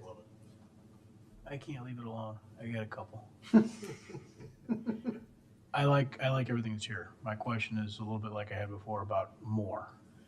And so, in particular, I guess I want to suggest that the Fairview Avenue train station, there was a slide that showed some pocket parks. Yeah, so I would just sort of add to the rhetoric here and commentary that maximizing those and thinking in terms of maybe not replicating, but we're talking about doing some work around our train station at Maine, potentially. And even if we don't, we have space there that's very much an obvious communal space. So trying to do some work along those lines here, I think would be helpful. And then I hate to forget about one side of the tracks just because there's a station. So I don't know who owns that property, and I know it's a real grade up to Burlington. It's not an easy space, but whether it's, platform cut a little bit into the grade deeper or something, but trying to create that space on the north side to be a little more pedestrian friendly as opposed to get off the train and get out of here, I think would be something worth looking into if we start doing work over in that area. Did we see head nods from the council, at least in the north side commentary there? Yeah, that's excellent insight. That's a great opportunity for us to comment on a conversation Stan and I had earlier today. We might actually hear from this person later tonight. The pocket park that's shown here, obviously conceptual, just we're trying to show that this is a place for investment to clean it up, green it up, and activate that space. The final design will be working with the property owner on the curb cuts into this parking lot to try to make sure we maintain full access there if possible, and still maximize that green space. So when we get towards final design, probably a couple years out, but we'll continue to look for those interests as well. And then just for those who are following, you may notice that we did not talk about the two train station plazas in the downtown earlier. We have those docketed up for the last meeting in February or the first meeting in March. We will learn from these discussions and apply some of those concepts as a starting point for those plaza discussions. Thanks, Mayor. Anything else? Chris, go ahead. Yeah, one more thing. Sorry, to go back to the flexible amenity areas. I have no idea because I'm not in hardscaping, but is there any benefit to maybe creating the outer rim of those in concrete, but using permeable pavers inside from the standpoint of water management, from the standpoint of easier flexibility to peel up some stones and put in some grass? I think that's a possibility, but earlier on in the process, we talked about use of pavers and maintenance and those sorts of things, and I know that that was not favorable from a public works standpoint, but it doesn't mean we couldn't look at something like that. Okay. It's physically possible to do. Yeah, thank you. Thanks. Mike, go I ahead. just want to expand on your comments, though, to make sure I was understanding what you were saying, because honestly, I'm kicking myself for not seeing this myself. So on the north side of the tracks, going east on Burlington from Fairview, is that what you were talking about, Mayor? Yeah, I assume that's Yeah. BNSF property, and right now it's a pretty heavy bank. There's a pretty heavy slope getting up from the tracks to Burlington, but Just the aesthetic there, I mean, because this is something we're going to be talking about with, and I mean, it's a chance, it's another chance to mimic in a smaller way what we have happening right now in downtown. And, so it furthers that connection, right? As well, I mean, why wouldn't we be greeting people here the same as we're greeting people instead of just, hey, get off and get out of here? So, yeah, I consider that to be, I would put that high on my list. And like I said, I'm a little embarrassed that this didn't pop up when I was reviewing it. So I'm glad you found it, Mayor, and I'd really like to see us get some attention paid to that in some way.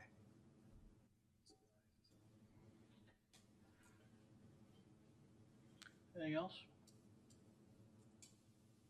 like the first section of tonight. I think you're hearing mostly like what's here and try and continue to get Hitchcock getting more specific on design work. Yeah, so we'll take the direction that we just heard on the maximize the effectiveness of the pocket park, and we'll put some welcoming design elements on the north side of the tracks on that platform area as well. We'll take that as direction and we'll move on. Stan? Thank you, Manager Fieldman. So the next thing we'll look at are streetscape elements. So these are images that Hitchcock was able to put together, different elements. So we have sort of our baseline improvements that are out there now. Again, these are items similar to when the Civic Center Council gave staff direction on a vocabulary, and then staff went and picked, specific light fixtures and all that good stuff. So these are just some different elements here. So these can add character to the area. There's character influences that Hitchcock looked at. So historic train station, other recent developments, the Civic Center, which Hitchcock worked on as well. We talked early on about being traditional yet innovative. So there's some other ideas here. You can see a really cool tree grate idea where water gets into the root system as well. And then I know Hitchcock did a great job showing that 3D model with the sunshade there. So some additional sort of images that could drive some design ideas.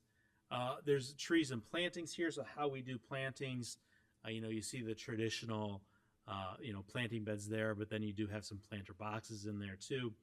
Sidewalks and paving, sometimes you'll see stamped concrete. How you score the pavement can also be, the design element as well. That's all the lines in there in the pavement. Street furnishing, so benches, bike racks, trash and recycling receptacles. And then you can see down here in the lower right-hand corner, architectural components, walls, columns, fencing. So again, how you integrate that into the landscape and into the hardscape. Something as simple in the lower right, that little fence feature there, which is a really cool little design there, into something where you have more of an entry feature. This second picture from the left on the bottom down there. Lighting, security lighting, and Wi-Fi. So again, we talked about Commissioner Sadowski-Fuga and dark sky compliant. So there's bollards, I believe those are Canton area lights, if I'm saying it correctly, and then decorative lighting there that we have downtown. It can expand for pedestrian. And then, as we talked about, a whole bunch of gateway signage and wayfinding here. So the lower right is taking sort of a play off of our signage here at the Civic Center that we're looking at. In the left, you can see the flags and some of the signage, with Vennard here in town.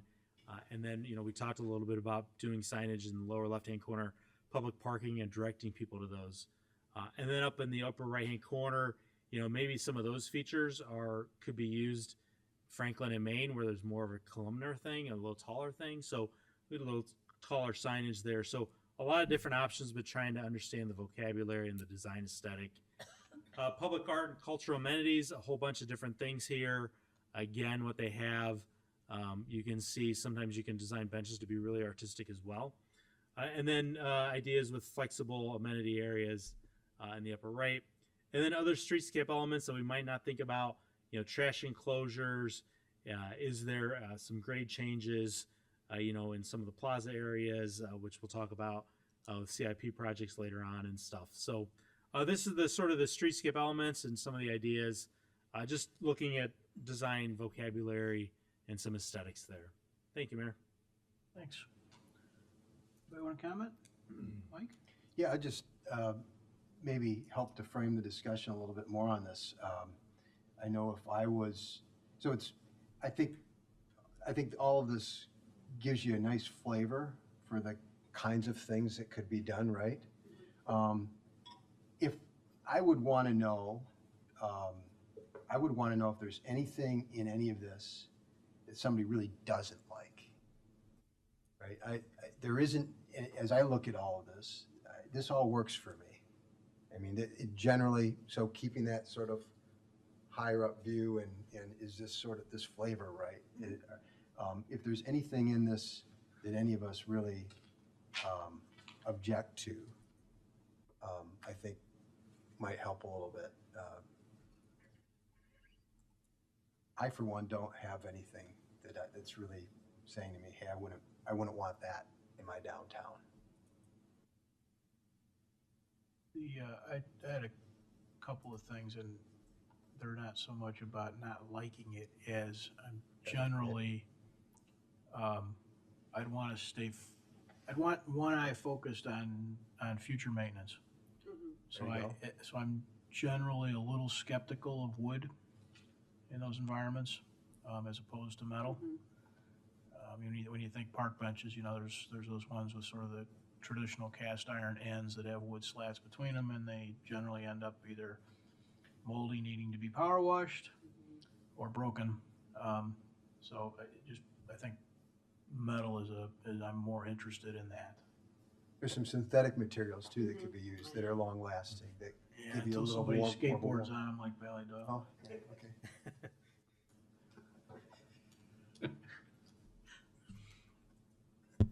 So a little bit of an audible here, but it just strikes me that the design guidelines, not guys in that sense, but design parameters that the council gave for this building, things like, looks like it's been in the downtown for a long time. Has elements of new as well. A shining example of our architectural design guidelines, easy to maintain, right? Looks good in all conditions, weather conditions, et cetera. Those are the kind of things that I think, building on what Commissioner Davenport said, they work so well when we told Stan and his team, Mike and his team, to do that. Kind of seeing the same things here. We could actually apply the very same things we heard here with the comments we heard tonight. Chris, please. Yeah, I agree with all that. I think the difference is this is a multi-year, maybe decade-long process. And so when I see things like stamped concrete, sort of the words, the street name, I do worry about then, maybe said another way, it doesn't have to be the same, but I want it to be consistent, and that we didn't sort of pick a theme for this flexible area and maybe the next flexible area, and this is certainly up for discussion. I would just be worried a little too much about things being too different. Typically here we bought everything at the same time. So it's all very consistent, doesn't have to be the same, but it has the same theme. So to answer Mike's question, nothing on these, I'll call these more mood boards, strikes me as things that I wouldn't want to see.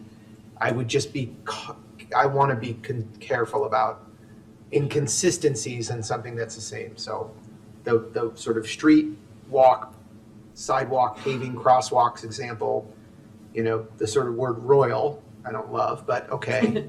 I just wouldn't want to see that style and then a different style somewhere else, and maybe that's obvious, but I don't want to miss that. So other than that, I think all of these felt great. I love to me, it's traditional yet innovative. And that seems to be the Downers brand. So let's go.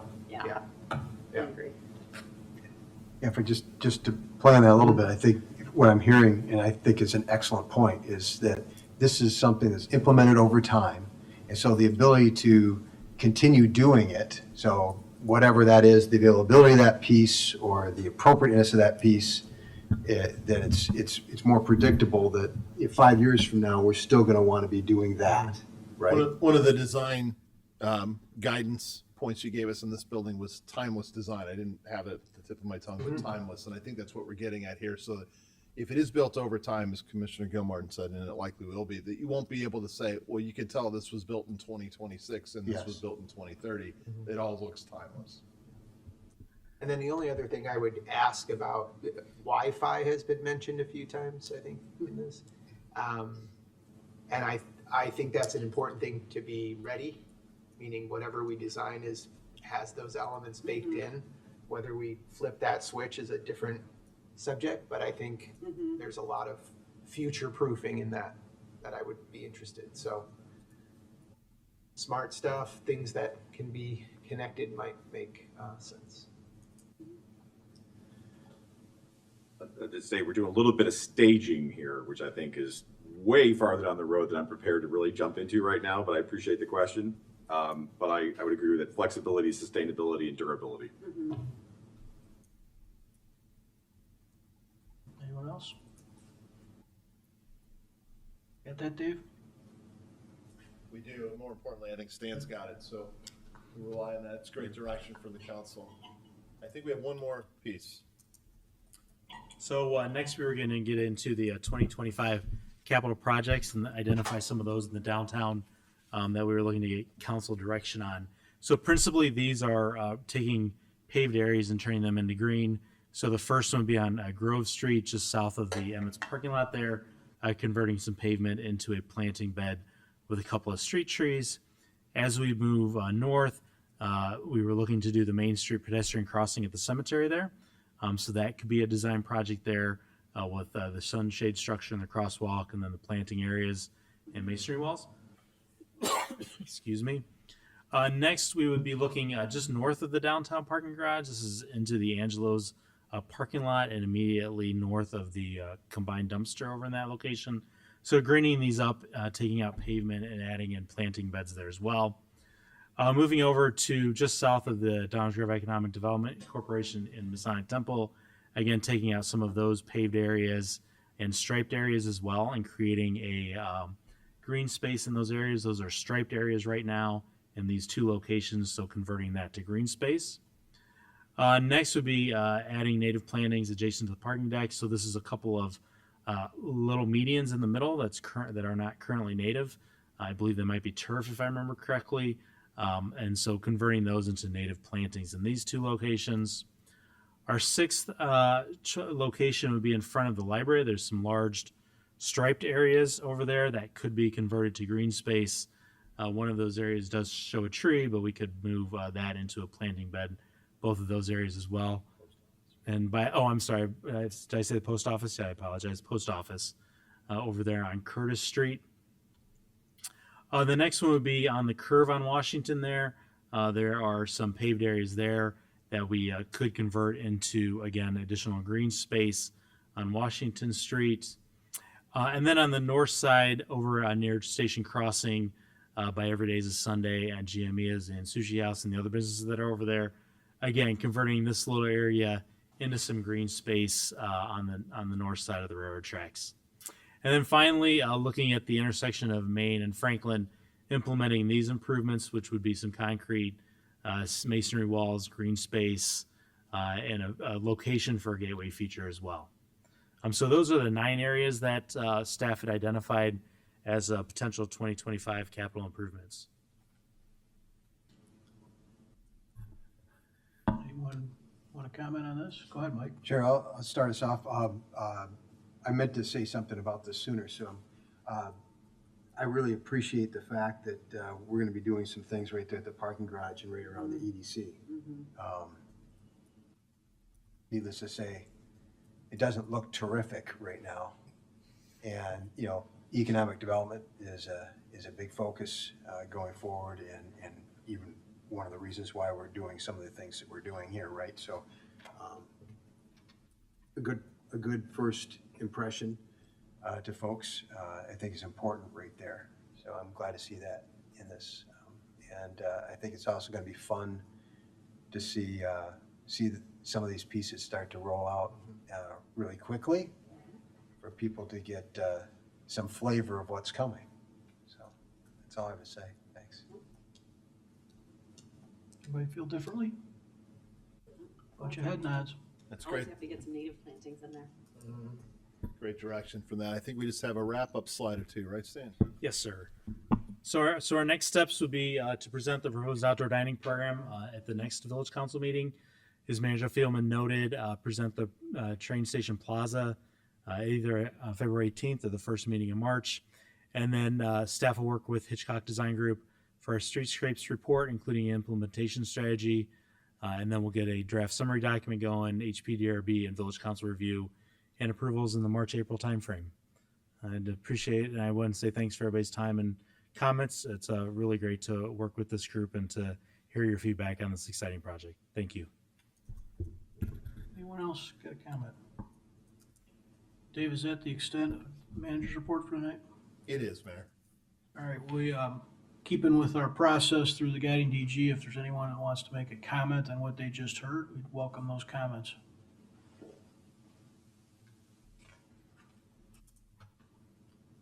You knew I'd be here.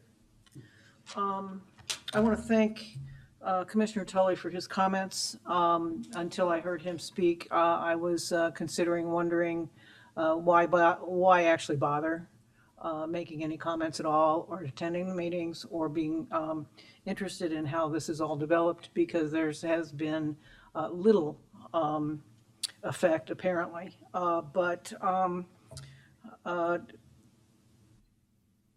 The idea that eliminating 17 parking spaces permanently has no meaning because they're out of service in the summer is absurd. We do need more parking. We do need more parking in the winter because people do want to be closer to their destinations in the snow and the cold rain.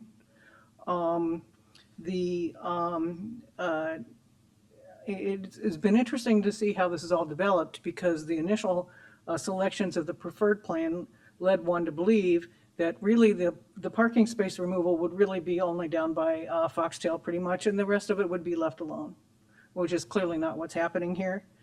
So that's been an interesting evolution that I guess I missed. On the and the notion that it's one less space than we had before. This kind of justification for bad ideas because they could have been worse is a theme that I've heard over and over again on different things. The 902 Maple could have been worse, so the poor lady next door should not complain. The Forest Avenue building could have been taller, so you shouldn't complain. The notion that this whole comprehensive plan's function is to sometimes check out what is existing and make modifications to things that aren't working doesn't seem to be happening. You could change the height restrictions. You could make changes so that the argument that it could have been worse is not effective. The Washington Street improvements that you're looking at to do the landscaping at Washington Street, if it's on that little curve, please make it simple, make it not particularly splashy, because it's something else that will distract drivers as they're driving across the tracks. Is there something else to look at?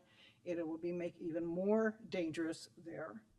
The crosswalk and traffic review that you're doing there, whoever you hired as your traffic consultant, please insist that they drive the damn thing in the middle of the night or at 6 o'clock in the dark, and pedestrians are crossing every which way in their dark black coats.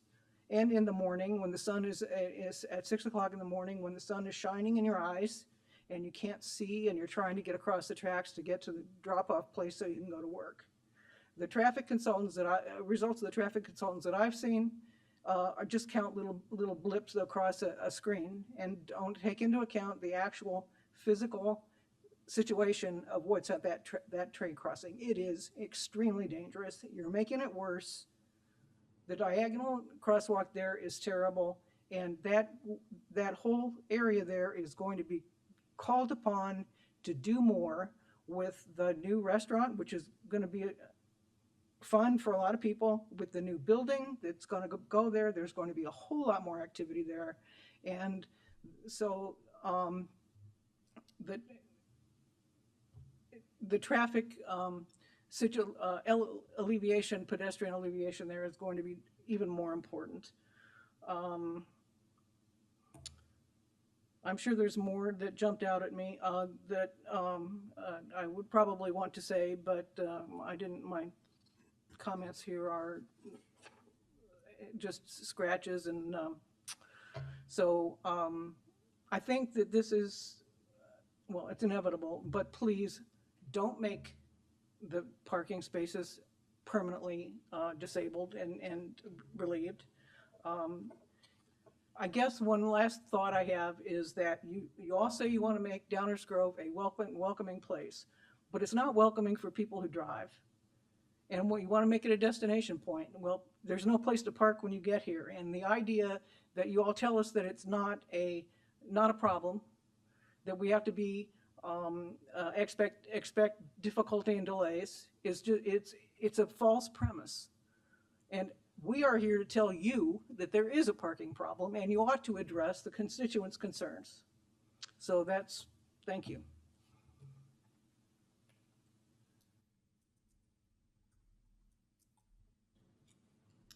Hi, Clorinda Greco, business owner, 39 years.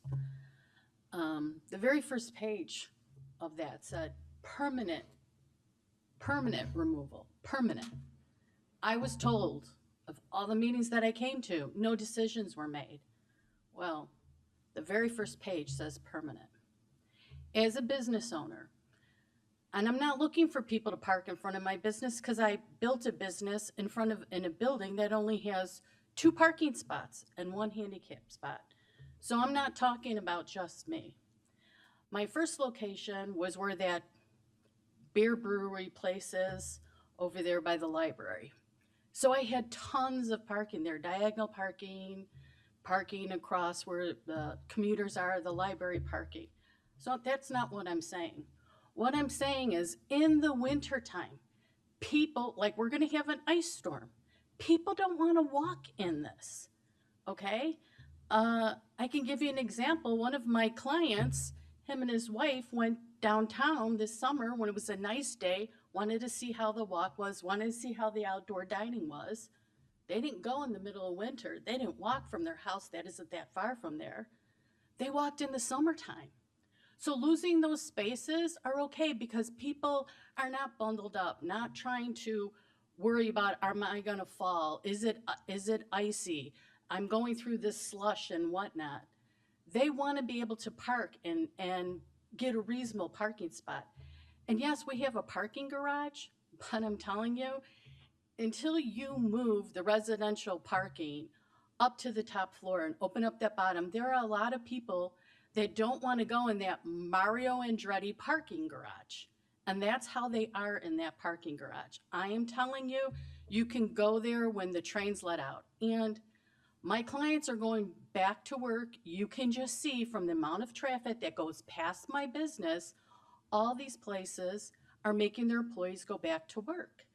Okay, so there isn't that much after 3 o'clock that they could park on the 2nd and 3rd floor. There isn't that much. One thing, you were talking about the pavers, Mr. Councilman, Commissioner Gilmartin. I just want to say, not that I want to give any kudos or help the restaurants at all, because even though you say it's public, these 4 spots, they're by the restaurants. I don't think they're chairs, because if it was public, you would have a permanent sitting area. But I think their chairs are going to have an issue with the pavers. So like I said, I don't want to give them any kudos, but I don't want to spend money and then have to replace that. Planters really, to me, isn't a green space. I think we really need to do a little bit more with the trees, which are going to go in the ground, which are going to help absorb some of the water. I know you want to say it's just a service fee, but on our water bills, we have a rainwater, and that's a tax. So it might not be on our property tax bill, but that's a tax that we get. Now we're going to be having another fee, which is for the infrastructure for the water and piping and whatnot. That's a tax too. But when you do that, and it's already written in the stars, but I really think you're going to have an issue. And I try to give examples, of what happened and how they just wasted all this money, and 2 years later, and you could read the hundreds of responses on their Facebook page of the newspaper. So it's not something that I'm making up. It's something that you can go, and I'm sure you can see, you probably do read it. So, there's things to look at, but when you do all these signs and you do everything, it should just be consistent throughout. It shouldn't be like what happened in Naperville. Every entrance into Naperville has a different thing and people are all upset about it. I think that would be a good plan, but really think about permanently losing these spots in the wintertime. It's going to have an effect, especially because unless the Masons are going to give their property up, or AT&T is going to give that, you really don't have anywhere to put a parking garage. And I would hate, because, you know, I own my building, so I would hate to not be able to sell it when I'm ready to retire because of this here parking issue. Thank you. Anyone else?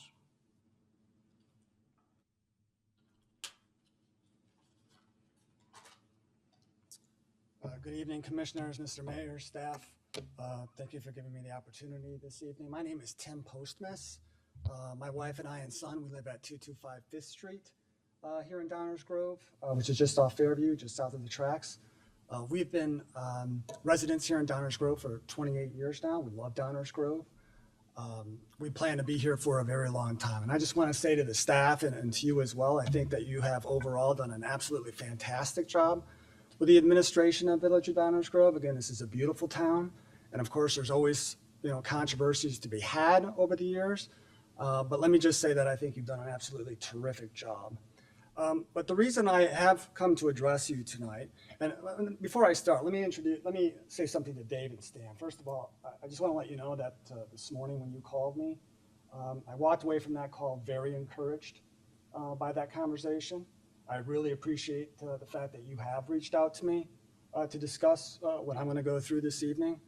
I think tonight I'll sleep a little bit better, Stan. Quite frankly, I was a little bit concerned and had some restless nights over what we had discussed last week. But again, I'm very encouraged by what you had to say and appreciate those comments. My wife and I also own the small strip center that's located at 5105 Fairview.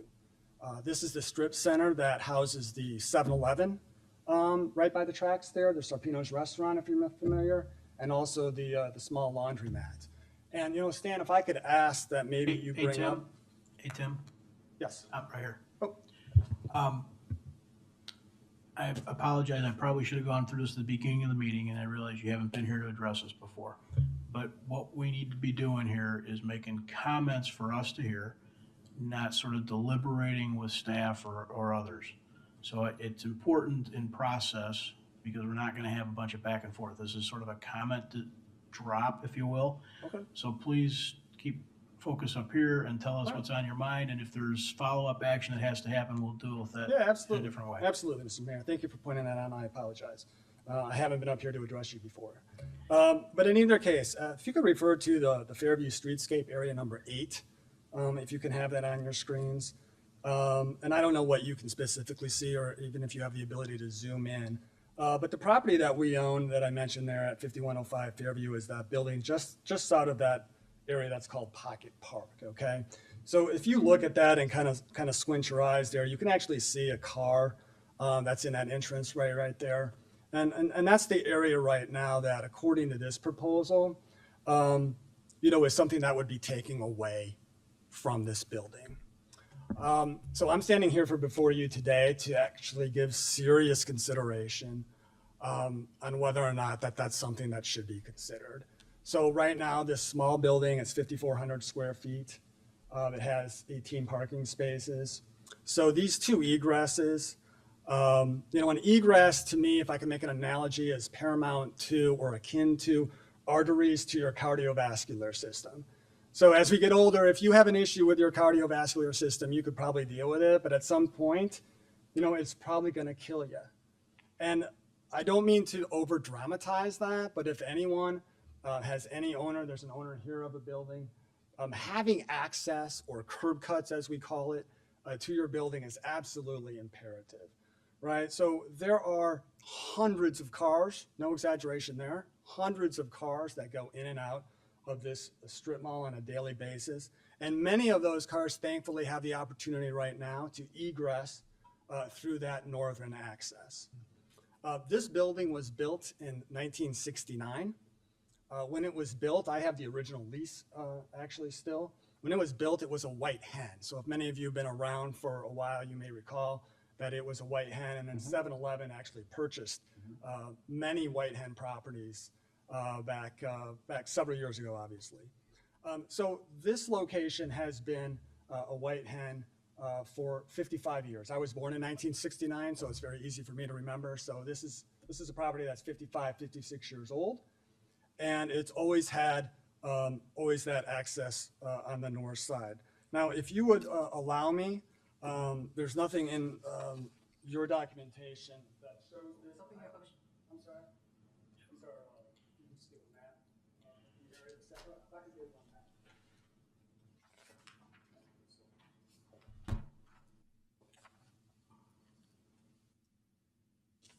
Tim, I think that I'm going to kind of short circuit you a little bit here. The northern access is really important to you. Very critical, sir. And I think I remember Stan saying in his conversation about this area that they were planning on working with you to maintain the northern access or to maintain accessibility to the building. Yeah, well, that was a conversation we had just this morning. More than that you want to talk about tonight?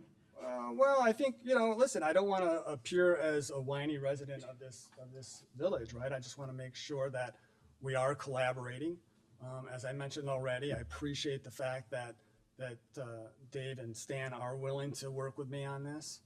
I'm just standing here before you to demonstrate the criticality of that importance. And so, Mr. Mayor, I would like to take a few more minutes if you would allow me to continue. Sure. So if you look at the top of this aerial view, and I apologize that it's in black and white, but that's the satellite view that is available on the mapping GIS that maybe some of you might be familiar with. But the top picture is from 1978. And you'll notice there that the street, and it was actually a street name originally. When I looked at my survey, it's called Friedenhagen Place. And that was the access there. You can see that the land there where the Metro parking lot is on the top there is actually just dirt, okay? No parking there. And that's actually a street. And I want to point out then the streetscape that I have in the lower portion of that picture, and that's the GIS satellite view from 1987, I believe it is, 88. And you'll see there that that was when the parking lot, the Metro parking lot was designed in our current configuration. Okay, and you can see that there was a very deliberate attempt, when I say deliberate, to close off that Friedenhagen Place street and create actually that green space there. So just a little fascinating, point that back in the 80s that they were already looking, the Village of Downers Grove and the staff at that time were already looking to create some additional green space there. And the one thing I wanted to point out, Mr. Mayor, and then I'll try and wrap this up, but I think what you'll notice there without any other further context is that clearly at that time, the village said, or the staff said, hey, look we've got this important business here, White Hen. We could just simply close this off, right, to Fairview, right, completely block it completely off. But the conclusion that they came to is, no, we don't want to do that. Let's create this access space so that the cars and the residents of Downers Grove and the surrounding area who utilize that space, who patronize those businesses, that they can continue to leave that parking lot on the north side. And so what I would ask of you, of the commissioners today, is to take this information into consideration. Stan and Dave, I don't know if you even knew about the history of that. I didn't, so it's kind of fascinating to learn. But I'd like the Village of Downers Grove to continue to allow me access to this, allow my tenants to have access to this northern egress. Because it's very, very critical to my clients' businesses, my tenants' businesses. So with that, I appreciate you giving me the time today. I'm certainly available to talk about any other questions that you may have about this. But this is the lifeblood of this business, to keep those curb cuts. And let me just say this. I believe that there's an opportunity for public and private collaboration on this. I want to stand here before you and say I'm willing to put my money where my mouth is, right? There's been a lot of discussion of the increase in the revenue problems. So my wife and I are certainly willing to even financially contribute to the changes to the area that you're implementing here. There's certainly ways that the Park at Park that in its current design can actually be improved. And I'm actually willing to sit down with the Village of Downers Grove with a financial aspect to that discussion. Because that's how important I think that area is. That's how important I think Downers Grove is. And that's how important I think maintaining and improving that area around where I live. I only live blocks away from this area. That's how important I believe that is. So thank you for your time, and thank you again for giving me the opportunity to make these comments. I appreciate it. Thank you.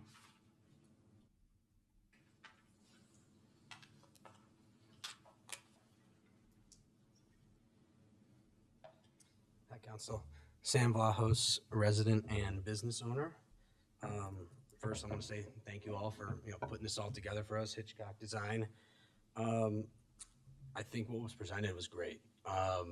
It shows progression, growth, continued a downtown that's booming and thriving, and the flex spaces, the outdoor dining, potentially working together in one, using both when they're not using it. I think that to stress for me is to say that a continued focus on outdoor dining is a massive part of these downtown hubs. I understand the parking situation that comes around it, and ultimately we are in the heart of a downtown. There's not many more places you can go. With the loss of these parking spaces, I don't think it is detrimental to the town. Losing the same amount that we've had after COVID, the COVID era of outdoor dining has continued to explode. In every other town, many are looking to do other things. Some places have shut their streets down. And yes, for summertime season, most definitely. But a continued permanent structure for these outdoor dinings helps develop more on days that, when you do get that 50-degree day and 60-degree day in March, to have it and to utilize it for events in the town and bring people in front of these areas where they're located. I know, as I'll say it, I'm obviously a restaurant owner. I know that we get the backlash in town of everything's kind of for us, and I don't believe in that. I do think there's many ways to bring more parking spaces, and that's just by enforcement. I drive down Curtis every single day, and after 10 a.m., 50 to 60% of the cars are the exact same cars. And that's telling me that staff of all places, maybe even my own, are parking on the streets with getting away with it. And I think that does inhibit people from parking there, and losing those spaces. I have 2 handicap spaces and 2 15-minute spaces in front of my restaurant. I don't believe that it deters anything from my business. We've been here now for 7 years. The outdoor dining has kept us growing.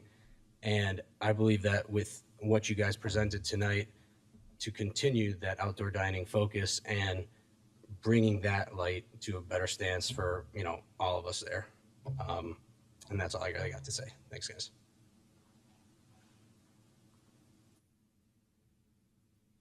You guys didn't think you were going to get away with having me come up here for a minute. I know most of you guys, Paul Tobias Music. We're located on Fairview Avenue. Very excited to see the Guiding Downers Grove plans. The presentation tonight was really cool, though it was a little heavy on downtown Downers Grove, and we kind of skirted through the Fairview area.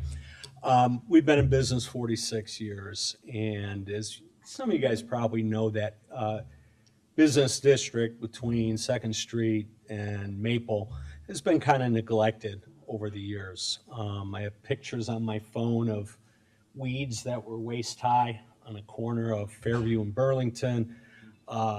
Miles, who owns the building next door to us, I sprayed the weeds last summer. He went and cut them all down. That's kind of village property. We all know there's tons of potential on Fairview Avenue. And though we're talking about long-term planning here, I really think there should be a short-term plan just to spruce that area up a little bit. Whether it can be some signage, welcome to the, gateway signage, welcome to the Downers Grove Fairview Business District. The trash cans haven't been painted in years. The street lights that are between 2nd and Maple are ancient. And I just think a little temporary sprucing up now will go a long way to get to that long-term plan of enhancing that area. We have some plans this spring into summer to enhance the front of our building. We're kind of a high-end shop. We want to run a classy joint, but that area is just a little rough. For many, many years, everybody thought we were in Westmont, customers in the store. This is Westmont, right? So, oh, no, Downers Grove. Downtown Westmont's really upped their game lately, and now we're kind of in this west suburban purgatory between downtown Downers Grove, and again, Westmont's pretty nice. Going along with the long-term plans, which is a great idea, but there can be some fairly affordable short-term plans just to make it visually more appealing, which gets the whole neighborhood, which gets the residents excited about what might be happening in the future. So anything you guys can do, just visually spruce it up a little bit in the short term. Pull some weeds maybe, paint some garbage cans, just again to give it a little better look. I know Miles is doing some work on his building. Again, we got plans for this spring and summer to enhance the visual part of the front of our building. But just tweak it a little bit, I think it would go a long way.